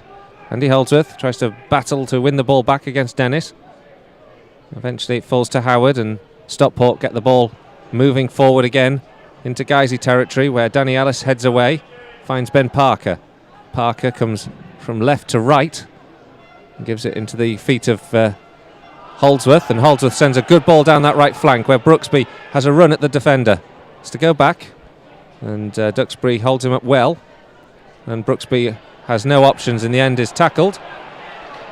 Looks like he got a bit of a boot on the ankle, but nothing's given, and Brooksby's down at the moment, but Stockport and referee hasn't given any free kick. Stockport are coming away with the ball, and Scott Duxbury is making headway into Guiseley's half. Cut out anyway by Jake Lawler, when Brooksby's hobbling around at the moment as he's trundling back upfield. Not taking any part in this, having a little go at the referee, but he has to be careful here. Loose ball back there from Stockport, gave Boys a moment. But Brooksby's still on with the linesman on that far side, and he just needs to concentrate and get back into this game because he's on a yellow card now. Well, yeah, unfortunately the linesman was concentrating because Boys had timed his run perfectly, and if the linesman had looked away for a second, he might have been forced to flag Boys as being offside when Brooksby was trying to distract the linesman right in front of him. He's turning himself into a bit of a pantomime villain over there. He is, isn't he? And he's just gone in on a challenge there. I think he's surprised that Scott Duxbury's got the free kick there because it was exactly the same incident that happened to him a couple of moments earlier. The referee's now giving him the calm down, last chance saloon talk here, and this isn't a good place to be. I wouldn't be surprised if we have to take Wayne Brooksby off at the moment. Well, there's both Kevin Holsgrove and Alex Johnson are warming up with great intent, and Mark Bowers out in the technical area. I think Andy Holdsworth and Gavin Rothery are going to take it in turns to have a bit of a word with Wayne Brooksby, see if they can talk some sense into him, because he's going to get himself sent off if he's even before the substitution. He's going to get himself sent off if he doesn't calm down. And the fact the substitute has been warmed up immediately by Guiseley.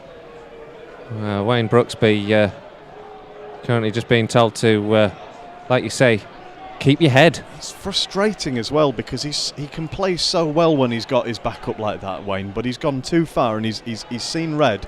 He's going to end up being withdrawn from the game when he's been one of Guiseley's most dangerous players, because there's a danger that he's going to leave his team a man short. Stockport with a free kick. They launch a long one to the edge of the 18-yard box. Danny Ellis once again majestic in the air, gets the ball away, and Adam Boyes forces the back pass all the way to the goalkeeper, and he chases it down really well. Ormson hurries the clearance but does well. It's flicked on by Charnock, who'd stayed upfield, and then the ball infield towards Jevons, who was one-on-one with the keeper, and does eventually nod the ball into the net, but as you can tell, the linesman's flag was already well up then. It's just as well, because it was a perfect little lob over Stephen Drench as well, wasn't it? I mean, Jevons really knows what he's doing in the area. Well, Ollie Johnson's coming off. It's a substitute that we thought might happen because of the knock that Ollie Johnson appeared to take just before the break, but in the end he seemed to run that off. And it's not the one we thought could happen because of Wayne Brooksby's state of mind, I think, after the incident. So Johnson off, Holsgrove on. What do you make to that, Nick? Well, Holsgrove has looked good on the left or through the middle since he's come back. He's lining up on the left at the moment, and he'll be looking to pick the ball up on the edge of the area, get onto his right foot as he's been doing to take some shots. I think it's a good change. I mean, 55-60 minutes is all you expect to get out of Ollie Johnson at the moment. So perhaps we should have seen that coming, injury regardless. And Wayne Brooksby's over on the right now, just cooling out. No one's near him. He's just calming himself down, I think, a little bit. He's stood next to the liner, but he's not talking to the liner. So maybe that suggests he's got his head screwed back on now. Well, the guys who now have to defend, because after having a little bit of possession, Stockport have now picked up the ball on the halfway line. Milligan has been fairly influential in this game, gets the ball out to the left where Howard sends it forward towards Dennis. Dennis and Danny Ellis go head to head once again. Ellis wins this one, but at the expense of a throw taken quickly, and Howard goes towards the byline. In the end, overruns it, and it's out for a goal kick. But it has put a bit of spice into the game, actually. The stuff involving Brooksby got the crowd riled up a little bit, and added a bit of spice to the atmosphere too. And on the pitch, it's a little bit bad-tempered. One or two slightly stronger challenges snapping in midfield, and from a fan's point of view, for someone sat here watching, I think that's a good thing. Get the game going a little bit. A couple of goals in Skrill North. Gloucester City now 3-2 to the good against Gainsborough. Hensford have got their third against Colwyn Bay, so they're 3-0 out, 3-0 up now. So Hensford, who looked like they were falling away somewhat, very much in command this afternoon in their game. Still 1-1 here. And Altrincham are 1-0 up against Solihull Moors. Now Guiseley attack on this right-hand side. The ball with Danny Boschel. It's beaten away, but only as far as Andy Holdsworth. Holdsworth cuts it infield, finds Gavin Rothery. Rothery can't get the ball any further forward because he's surrounded by players, but does get it backwards and onto the left-hand side where Kevin Holsgrove It's one of his first most meaningful touches of the game. There's 2 players on him, does well to skip through them both and then goes towards the edge of the penalty area. And is quickly closed down by another 2, including Milligan, who's everywhere on this field at the moment. And Milligan sends it long, finds Howard. Howard takes it down but can't control. And it's collected by Holdsworth. And into Boys. Boys stretching for it, claiming a foul. Nothing given, and Howard in the end does well to win possession for Stockport, but great work from Gavin Rothery, and the ball's all the way back to the goalkeeper, but a good interception from the Guiseley man. Yeah, it's great, and in midfield it's all really frantic at the moment. Every pass is slightly short and can be intercepted. There's lots and lots of 50-50 challenges. Ball with Andy Holdsworth. Holdsworth chips it forward into Boys. Boys finds Boschel, and Boschel looked like he was going to take it down for a moment, but in the end it's just overrun. Colwyn Bay got a goal back. Hensford 3, Bay, Colwyn Bay 1. So plenty of goals elsewhere, 2 here so far, both in the first half, 1 each the scoreline. Stockport coming down the left-hand side with Howard. He cuts infield for Jevons. Jevons on the edge of the area. 1-2s with Dennis. Not making any headway though. Plenty of passing play. And now it's a chance for Howard to get across, but well watched by Holdsworth, who blocks. And it's out for a throw-in. The throw comes in towards the edge of the area. Nobody can get on the end of it. Jevons gets a shot away. Great save from Stephen Drench. Diving down to his right. Just gets enough of a palm, but a good finish from Phil Jevons. Stockport almost grabbed the lead. Oh, super save, wasn't it? Right on the post. Might have clipped the outside of the post. It may have come back off the post, but either way it needed turning round so that it wasn't an opportunity for Stockport. Corner comes in from this left-hand side, whipped into the edge of the 6-yard box, cleared by Guiseley. Now could be a chance for a counter-attack if Rothery can do something with this ball. Kevin Holsgrove's peeling off, Adam Boys rather, on the left-hand side. Boys is onside, gets the ball, and he's on the edge of the area, and applies the finish. Great controversy to that second Guiseley goal, but Adam Boys it was who got on the end of a brilliant Gavin Rothery counter-attack, cross-field ball. Finds Boys on the edge of the area, unmarked, a very cool finish. It's Stockport 1, Guiseley 2. Fantastic finish from Adam Boys. He's been threatening to do it for a couple of games now. We've said he looked like a striker who had everything except the goals going his way. But on the edge of the box, with the ball not fully under control, the keeper rushing out at him, he's put it just at the right height to beat the keeper and crack into the back of the net. And Guiseley have the lead. Touch of offside about it. Well, I did look at it. I looked at the linesman. The linesman was very, very quick to say he thought it was onside. I'm not sure. It was just at a slight angle from us here. It was hard to tell. We'll take that rub of the green if it is coming our way. Guiseley lead 2-1 here. The Stockport have been more threatening, I have to say, since they pulled themselves back to 1 each. And that goal came from a Stockport corner. So we're under the pressure. There's plenty of football left to be played here. 61 minutes gone, and it's now Stockport 1, Guiseley 2.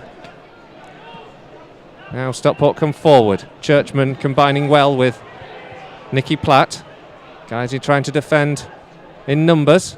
Milligan sends it forward, looking for Phil Jevons. Jevons gets the nod down, finds Platt. Platt dips the ball into the area. Nobody follows the run. And there's much consternation around Edgeley Park. We're very unhappy that attacking move broke down because it looked fairly promising. Stephen Drench with the clearance picks out Wayne Brooksby on that right hand side, who's attacking well, but Scott Duxbury's done very well this second half and deals with that one again, and Stockport can counter attack with Howard. Sends it up towards Dennis. Dennis is beaten to it by Danny Ellis and Jake Lawler, and tries to play a crossfield ball that's just gifted the ball straight to Stockport. Phil Jevons on the edge of the D, plays it in towards Dennis. Dennis's tackle, but Platt picks up the loose ball, square, and then Jake Lawler shanks his clearance and sends it behind for a corner.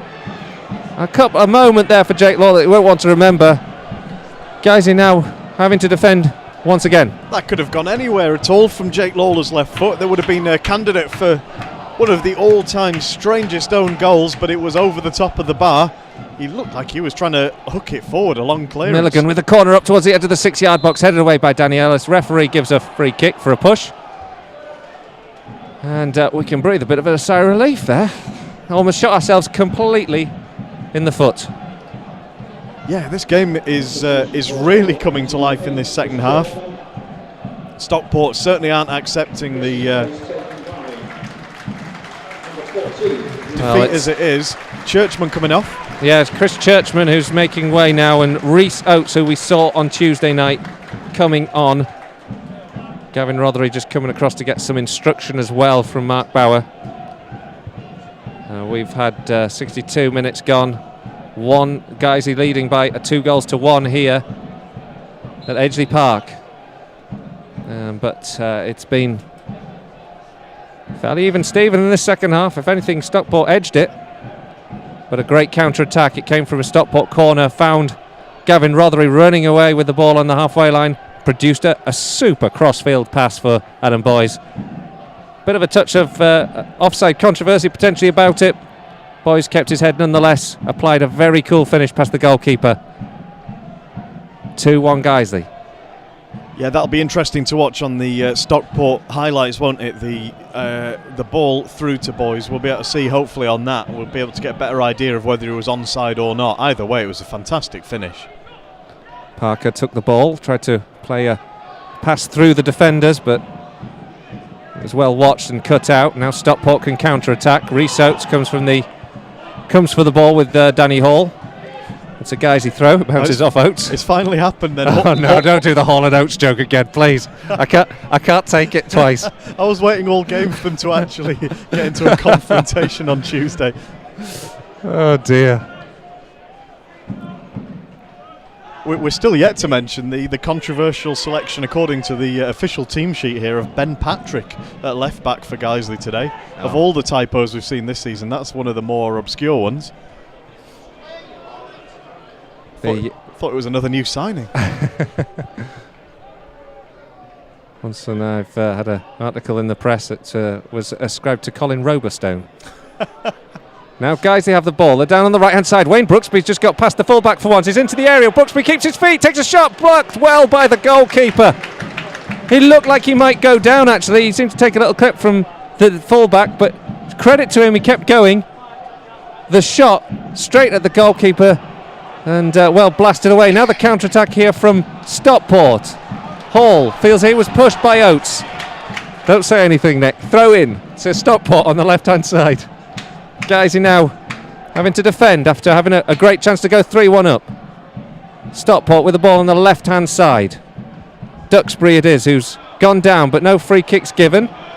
And eventually it's picked up by Boys, and now Guiseley can counter-attack a bit like they did in the first for that second goal. It's a long one, looking for Boys. It's bounced over the number 5 Charnock. In the end, Holsgrove, who was the target man, couldn't get on the end of it, and it's back with the goalkeeper and out here to Milligan now. Can't help thinking Guiseley need to try and settle the game down a bit now, otherwise there's every danger they're going to concede a second. Howard just goes down under a challenge of Holdsworth, nothing given. The ball goes out to the right-hand side and then walks. Well, it's crossed in and walks all the way through to Stephen Drench. I mean, I hate to be a spoil sport. This is a great game to watch at the moment, but Mark Bauer will be wanting his team to put their foot on the ball, take the sting out of it, hold on to possession a little bit longer in midfield for a few minutes, I think. That's all I can say. 66 minutes gone, 2-1 to Guiseley. Could be a big 3 points, but there's a long way to go yet. Stockport looking dangerous when they're coming forward. Holsgrove sprays the ball out from a left-back position out to the right-hand side where Brooksby's challenging. And he goes past Duxbury, but he's got no support in the area. He plays the ball in towards Adam Boys. Boys makes enough of a threat of himself to force O'Halloran into a last-ditch clearance. Looked like it might have been forced out for a corner, but O'Halloran does well, keeps it in. And then Guiseley stopped the counter-attack really well with Holdsworth, much to the frustration of the Holmes fans. Picked up now by Rothery. He takes a shot, clips the top of the crossbar. Well saved by the goalkeeper as well, Ian Ormson, who I think got the fingertips to it. It's a corner to Guiseley. Oh, that came actually from sloppy Stockport defending. Yeah, it did. They absolutely gifted it to Andy Holdsworth, who set Guiseley off on another good move. Impossible for Ormson to know whether that shot was going to dip under the crossbar or carry on rising, but it was a fingertip save to be sure that it went over. He had to do something, didn't he? He couldn't be sure, like you say. And now we have a corner to Guiseley out on the right-hand side. Wayne Brooksby's trundling across, but he doesn't want to aggravate the referee here because he's on a yellow card, so he needs to make sure he gets across here to take this one. Yeah, and the difference here compared to corners earlier in the game is Guiseley have got 3 men still left in their own half. Danny Hall has stayed back, one of the centre-backs, and not going forward for this. Brooksby whips this one into the back post. Danny Ellis is there! He's headed it. The keeper came for it, Ormson. He misjudged the flight of the ball over the goalkeeper. Danny Ellis at the back post. Simplest of goals. And Guiseley now lead here at Edgeley Park by 3 goals to 1. Well, that must be why Danny Hall stayed back, because they only needed one centre-back in the box from that corner, and Danny Ellis was in the perfect place to slam it into the net, wasn't he? Well, it's another good afternoon for the Lions. Another wretched one, it has to be said, for Stockport. They're 3 goals to 1 down. They haven't won since early February. Guiseley have got that all-important 3, and you said it was important just to get the second, really, because the Stockport still have plenty of threat left. There's plenty of time for them to get back in this game. Well, with the crowd being so involved as they have been in the second half, and Phil Jevons in particular looking so dangerous, I didn't think a 1-goal lead was going to be enough, and at 3-1, Guiseley have really put themselves in the driving seat. Wayne Brooksby's just gone, Andy Holdsworth rather, has just gone down under a challenge from Duxbury. A rather ambitious shout of off from the Guiseley fans. Not even a yellow card offence, really, that one. No, they're getting a bit carried away, aren't they? Couple of goals as well in Skrill North. Boston have levelled Ricky Miller from the penalty spot against Oxford City, so that one's 1-1. And believe it or not, 10-man North Ferriby are now 2-1 up against Worcester City. Mark Gray, the goal scorer. Guys are now with a free kick. It's about 5 yards in from the right touchline, midway through the Stockport half. It's played long towards Danny Hall and over him for a goal kick. Yeah, it was Danny Hall's turn to go forward from the set piece that time. Ellis staying back on the halfway line, just in the centre circle area. It's obviously a clear tactic that Guiseley have had since going 2-1 up to not commit too many men forward. So it's good that they managed to find the third, even like we said with the reduced numbers of men in the box from those set pieces. Ball bouncing around on the halfway line. Headed up by Danny Hall, up towards Adam Boys. Boys and Charnock collide on the final third. It's headed away though by Charnock. And then the ball up towards Duxbury. Duxbury doesn't take control of it. Wayne Brooksby skips past him in towards the edge of the 18-yard box. Then Brooksby overcomplicates things. Loses the ball, and it's easy for Stockport to collect. Howard taking over with Milligan. Now Milligan sends this one long up towards Dennis. Danny Ellis, though, has got there every single time ahead of Dennis so far this afternoon. And now Stockport recover from the Ellis clearance to take the ball on the edge of their own 18-yard box. Lees. There's this ball square into the feet of Nicky Platt. Guiseley defending high up the field, actually, challenging every opportunity to close the ball down. Jevons working hard to win. Ben Parker showing some real cool footwork and shape to take him past 2 men. Gets the ball across to Andy Holdsworth, who sends it back to Stephen Drench. Just when it looked like Stockport might have earned a way through, Parker took over. That's the difference between Guiseley now and Guiseley earlier in the season. They've just got 1 or 2 more of those sort of players who can back themselves in that position. We'll talk about it on Tuesday as well, actually, who are willing to hold on to the ball for a moment or 2 longer and let the team take its shape a little bit more. And Ben Parker was fantastic in that position there. 3 men around him, just held on to the ball, turned and moved, waited for a person, waited for the right pass, and in the end completely took the sting out of the Stockport attack in the process. Wayne Brooksby's down again, isn't he? Another heavy challenge. Yeah, this time Nicky Platt's just gone through Brooksby on the touchline. Brooksby's been, requiring some attention, and I think Nicky Platt will go in the book here.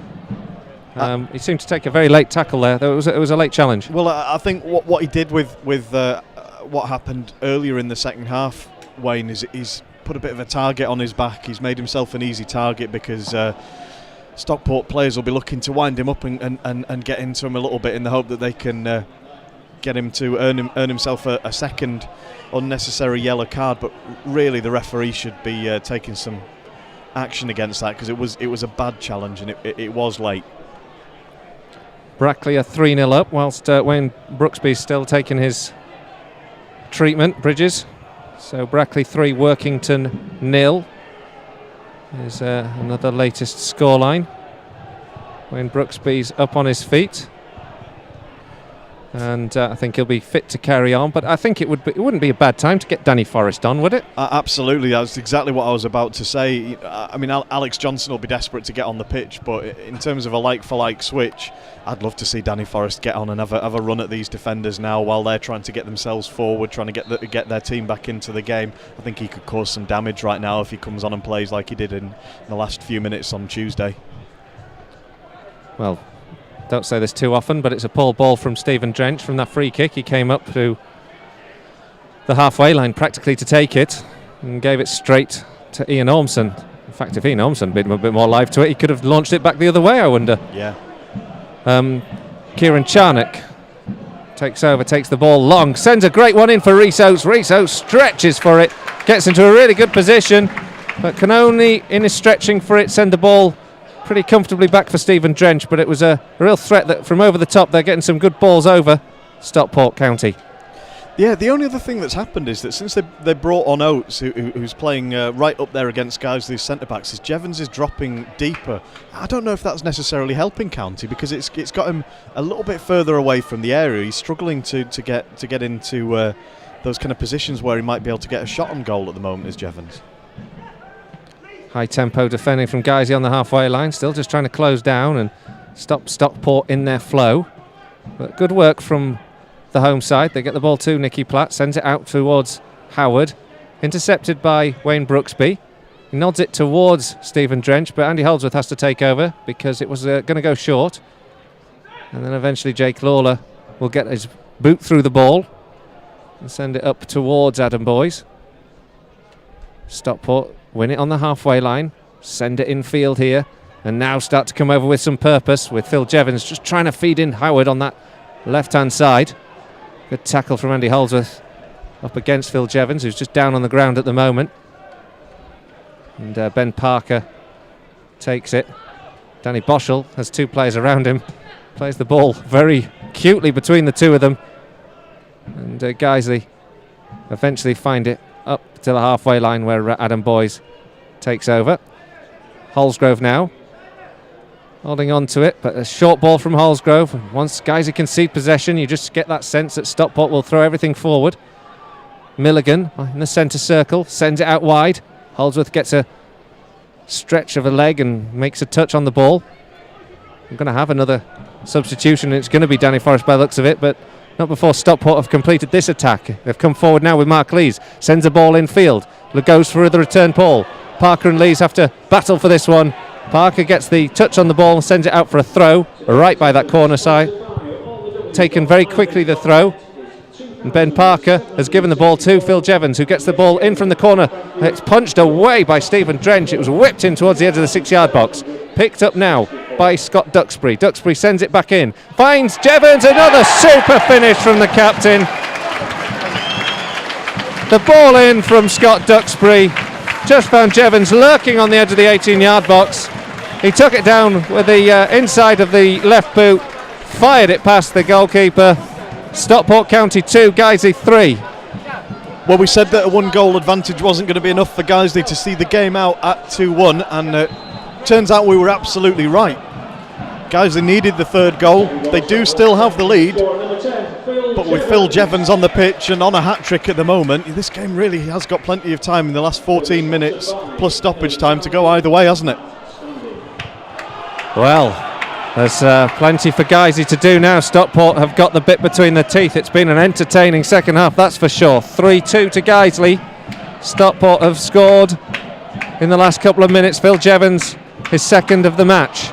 Stockport come forward again now. The ball forward, cut out well by Danny Ellis. Into the feet of Wayne Brooksby. Brooksby square here to Boschel. Boschel up to Adam Boys. Now worked well up to Holdsworth. Holdsworth comes over the halfway line. Holds it. Looks for options ahead of him. He's three players around him. In the end, it goes up towards Boschel. Boschel lays it off for Gavin Rothery to get into, but it's won back by Stockport. And now they come over the halfway line with Jevons at the heart of things. He's been at the heart of most things Stockport today. He sent a good ball in here for Oates. Oates is into the area, chips it over both Guiseley defenders. Stephen Drench quickly off his line, collects from the penalty spot, but it was Jevons turning provider there, and Guiseley almost undone.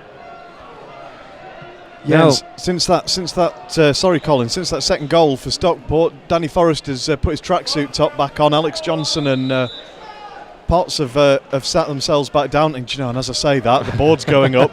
Danny Forrest seems as surprised as anyone to find out he's coming on. He's whipping his tracksuit back off again, getting ready to come onto the pitch. It looked like Mark Bauer had changed his mind from what we'd predicted might happen, but actually it's exactly what we called, which is Wayne Brooksby coming off, Danny Forrest entering for the last sort of 12 minutes or so, I guess it is.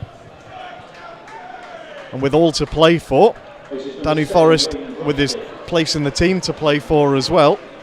There's a bit of a boo goes round the ground for Wayne Brooksby, who comes off. He's done his job though. He got the opening goal. Yeah, well, he's really added a lot to the game today, and he's always an intriguing player to watch. I love watching Wayne Brooksby, even when he's frustrating. But I think he's one of those that, when he's on the opposition team, we see him as one of our lads. But when you watch him to play against him, I bet he is one of those that does really wind you up as a fan. And of course, that's what he part of what he goes out to try and do.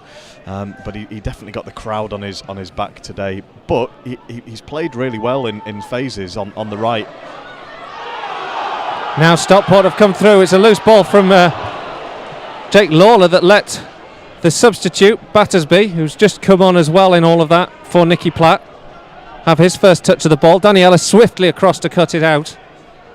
And guys, he can't afford to be too sloppy with the ball. Jake Lawler on that occasion. Has a couple of others this afternoon. Now, Danny Boschel's just cut out the clearance from Jevons. A ball played in towards Boschel. Boschel's broken clear, but it just bounces too far ahead of him to get on the end of. It was a good one in from Kevin Holsgrove. Just took pace on the turf and away from the midfielder. Gave it to the goalkeeper. Guiseley win the header. Gavin Rothery working hard. Stockport now setting their stall out to attack this Guiseley back line. Get the equaliser if they can. Gavin Rothery now down towards the touchline. Plays the ball up towards Danny Forrest, and it's headed out for a throw. I seem to spend a lot of my time providing updates on who the three in our 4-2-3-1 formation are and where they all are, but at the moment it's Danny Forrest has come onto the left where you'd expect him. Gav Rothery's gone back into the centre, and Holsgrove has gone over onto the right, whereas he's obviously spent most of his time on the left today.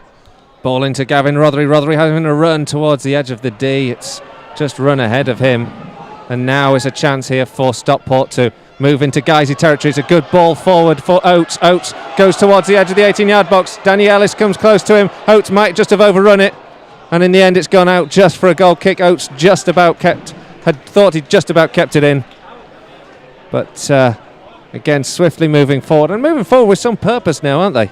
Yeah, they are. I mean, they've got a bit of momentum. They've got a sniff that they might be able to get something from the game, and with just one goal in it, and Phil Jevons, the captain out there, I mean, he's geeing the players up, he's running around them, and he's getting in their faces and telling them, come on, we can do this. And equally, Guiseley are going to be telling each other, we need to calm this down, we need to get some possession, we need to stop Stockport running at us as they have been in the last 10 minutes. A couple of other goals in Skrill North. Boston United's Connor Marshall has scored to make it 2-1. They were trailing earlier on to Oxford City. They're home there, and Harry O'Malley's got a goal for Histon back against Telford. It's 2-1 in that game, and also now it's Gainsborough 3, Gloucester 3.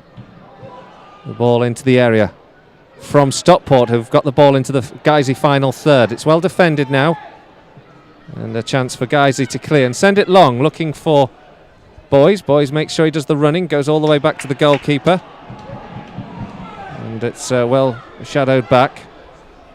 Guiseley now watches Milligan looks to get the pass across, but they're closing down well that back line, not letting the long ball come through clearly, and you can see Boys shouting at the midfield to close down further upfield rather than set back.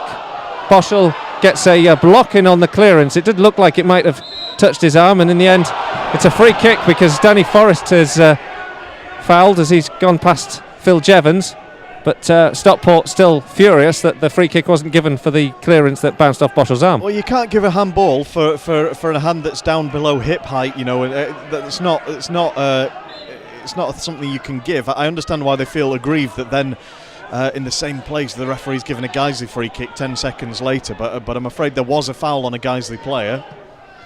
Ball's out wide here from the free kick towards Boschel.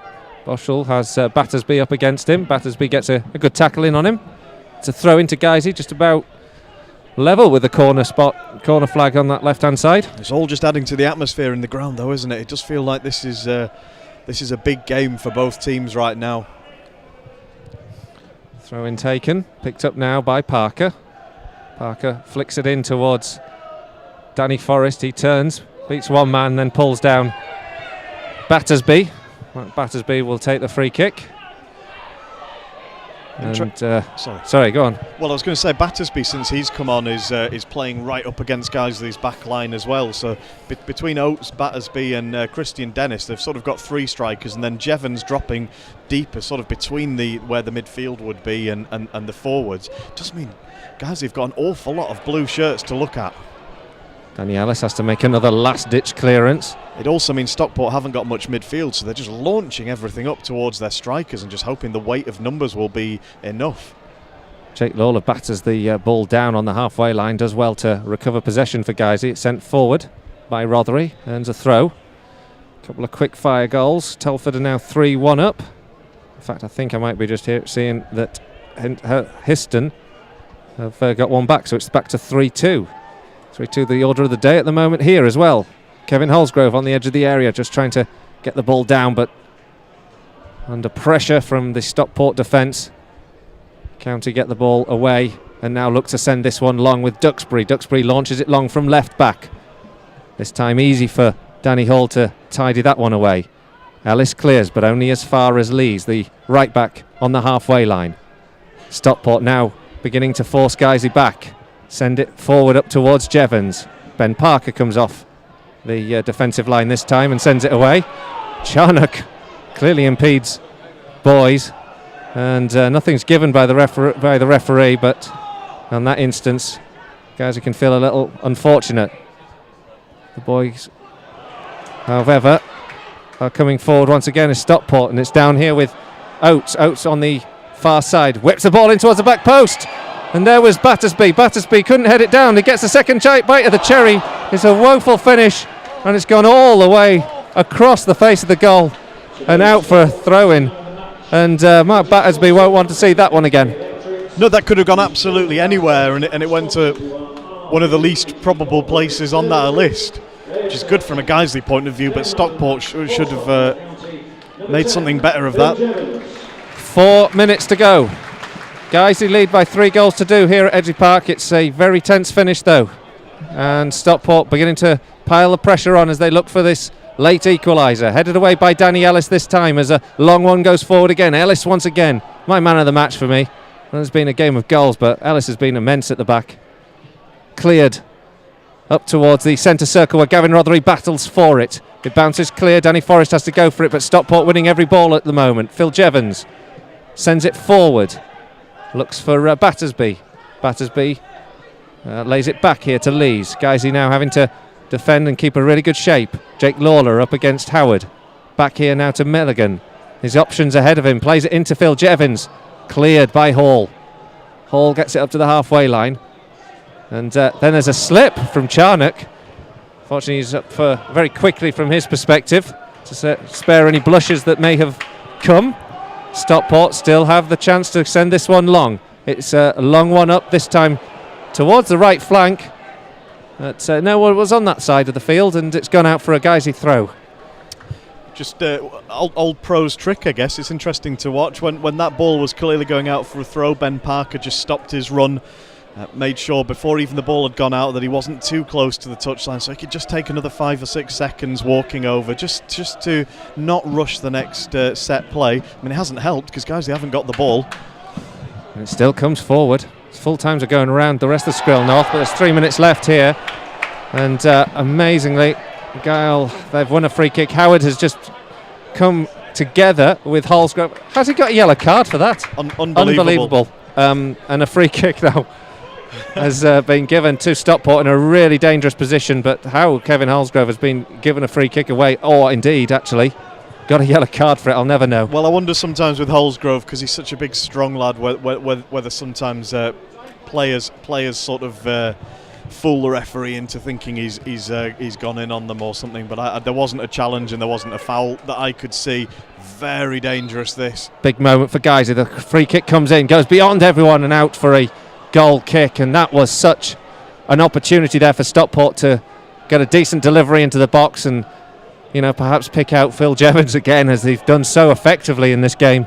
And this, in the end, Milligan will be deeply disappointed with his delivery, and it's gone behind for a goal kick. Yeah, and look at the home fans. It's like being at Nethermoor. They've come down out of the stands and they're gathering too deep on the fence, waiting for that goal to go in, standing behind Stephen Drench, breathing down his neck, hoping to have something to celebrate. There's nothing to celebrate at the moment. The ball's out into touch for a Guiseley throw. We've got, by my reckoning, a minute and a half left of normal time. Full time's going in. It's 3-3 Gainsborough Trinity and Gloucester. Guys, you just have the possession now for the moment with Danny Forrest. Forrest cuts in field, gets Gavin Rothery. Rothery's tackled, and now it's chance for a counter-attack here. It's played forward, well watched by Ben Parker. Gets enough of a touch on it. Can Danny Forrest get this ball, keep it in play? No, he can't, so it's a Stockport throw. Stockport press now, deep into the end of this game, as we head towards stoppage time. Picked up now by Lees.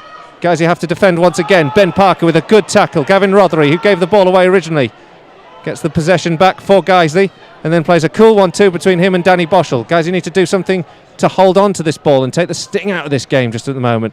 Stockport looking dangerous coming forward, and this time it's a poor piece of control from Danny Boschel that hands possession back to Stockport.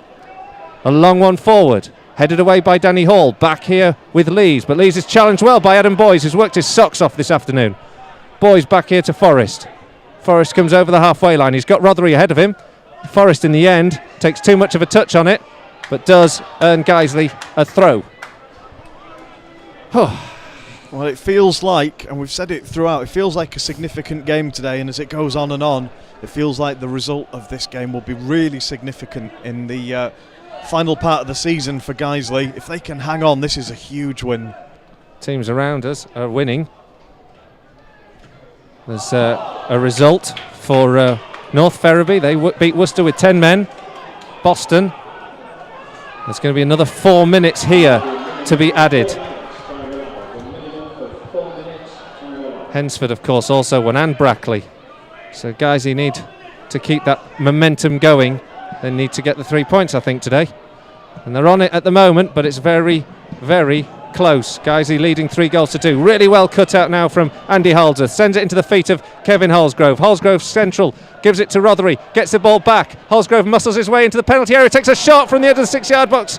He was always turning, got underneath, and it's gone over the crossbar. That was a great moment for the Lions to kill this game once and for all. Oh, it was close, wasn't it? He made himself space in the box, turning around just with his strength, holding the defender off, trying to get it so that he could take a shot, and it was just a few inches over the crossbar. Stephen Drench has to watch the pass back. Dennis was chasing him down.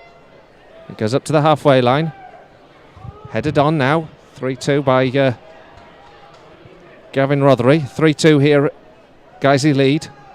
2 minutes to go of normal time. Great ball in here. Rhys Oates chases it, takes it down. Good blocking tackle though from Ben Parker. Super work from the former Leeds United defender to deny Stockport. Fantastic defending by Ben Parker on his own, one-on-one in the area. Cleared now by Parker, goes out for another throw-in. Stockport now can have one last roll of the dice.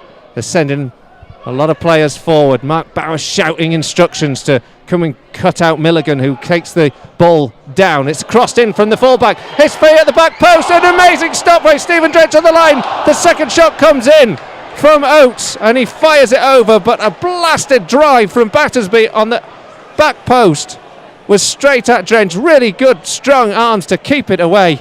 Guiseley have escaped there. That was Stockport's best chance of the second half. They haven't scored from, surely.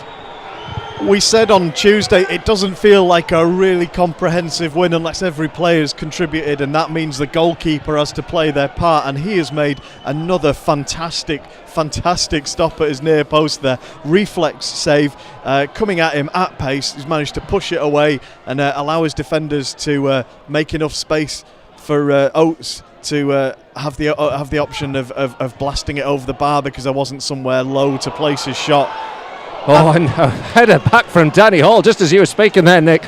Almost put it in the path of Christian Dennis, but Stephen Drench so swiftly off his line, grabs the ball away from the Stockport striker and takes it into his arms. Well, I was seamlessly going to carry on eulogising about Stephen Drench because that's another brilliant take. He's been so quick off his line there, grabbed it with one hand, brought it down and rolled with the ball so that he could gather it in all in one movement. Fantastic goalkeeping.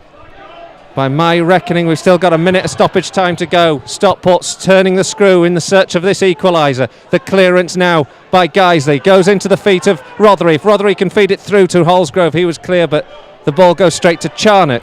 Charnock sends it back to the goalkeeper. Guiseley now really sitting deep. 40 seconds to go. The goalkeeper Ian Ormson out off his line, sends it down the right hand side, looking for a free kick, and Danny Hall has put his arms into the back of Mark Battersby. Battersby has earned the free kick. Guiseley now have a real dangerous free kick to defend. Yeah, this is going to be just a couple of yards outside of the edge of the box.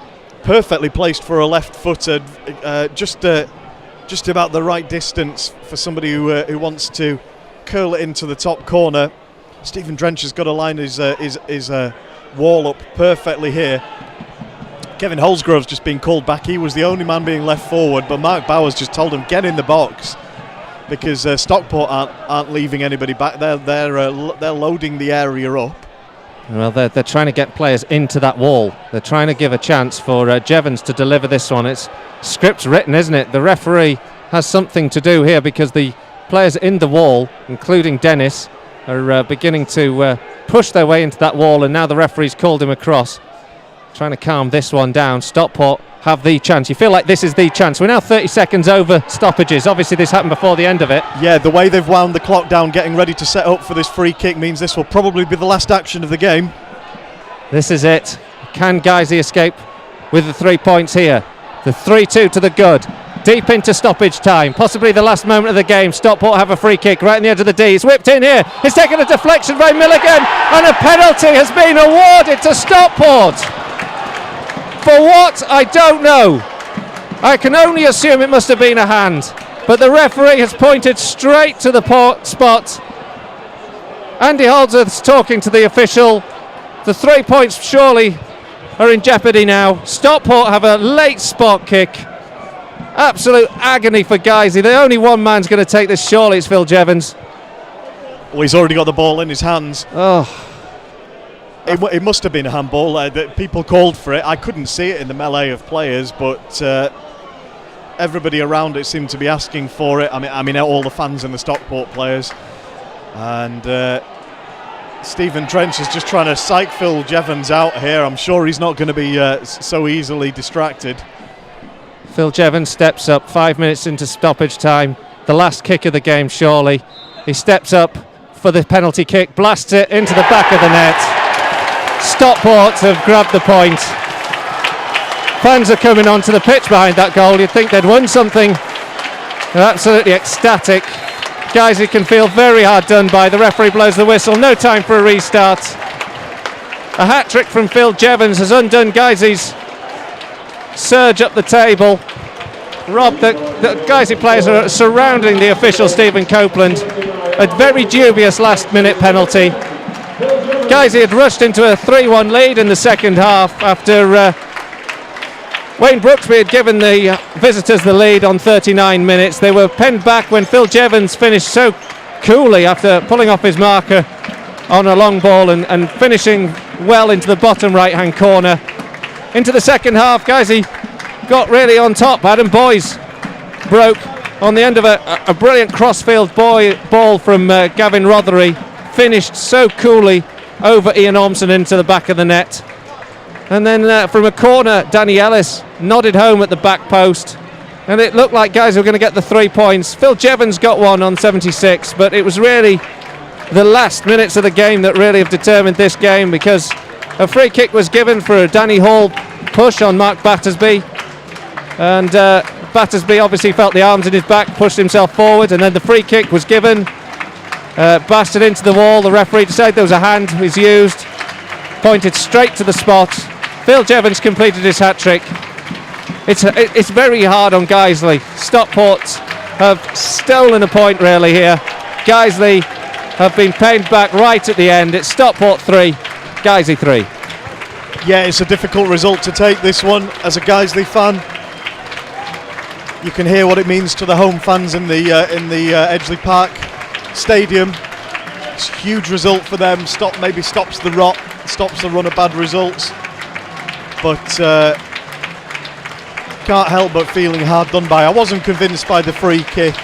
I couldn't honestly judge the handball for the penalty, but the Guiseley players don't look happy about it at all. Before the game, though, we said it didn't take a genius to work out that the return of Phil Jevons, the captain, the prolific, talismanic, experienced striker, was the name that stood out on the team sheet, and it's a shame to be proved right. Well, I mean, it's very hard to take, because at the end of the day, Guiseley should have seen that one out, should have won that game, and it could have been so much different.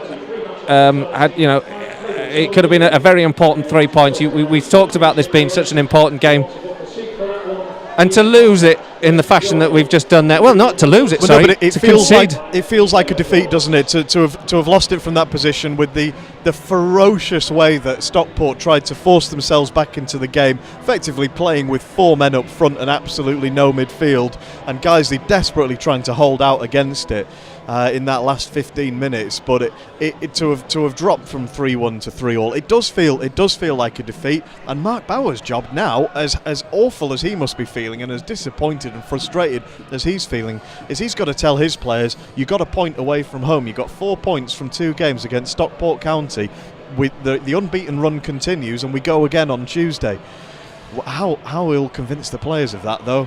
Looking at them sat down in the pitch now, they're not even attempting their normal jog warm down. They're basically sat. Few of them are stretching, but basically they're sat looking pretty fed up with their lot. And the job of raising their heads and getting them out for 3 points again on Tuesday is not one that I envy right now. Well, it's been a very, very, very tough afternoon to take, actually. The 3-1 lead cut down to 3-3 with a very dubious penalty right at the end. But that's football, I suppose, and it comes thick and fast as well at this time of season. So we're back on Tuesday night, a home game against Stalybridge Celtic. I'll be tuning in. I won't be commentating on Tuesday night. You'll be glad to hear, I'm sure. It'll be the vocal tones of Nick Keefe. Who'll be really fitting into the duty. So I'll be looking forward to hearing what the result is when I'm many miles away with work. And then again on Saturday when we're back at home against North Ferriby as well. But a very disappointing end to this afternoon, but it's still an away point. It's finished here, Stockport County 3, Guiseley 3. I hope you've enjoyed what you could of it, and we'll be back on Tuesday. Thanks for now.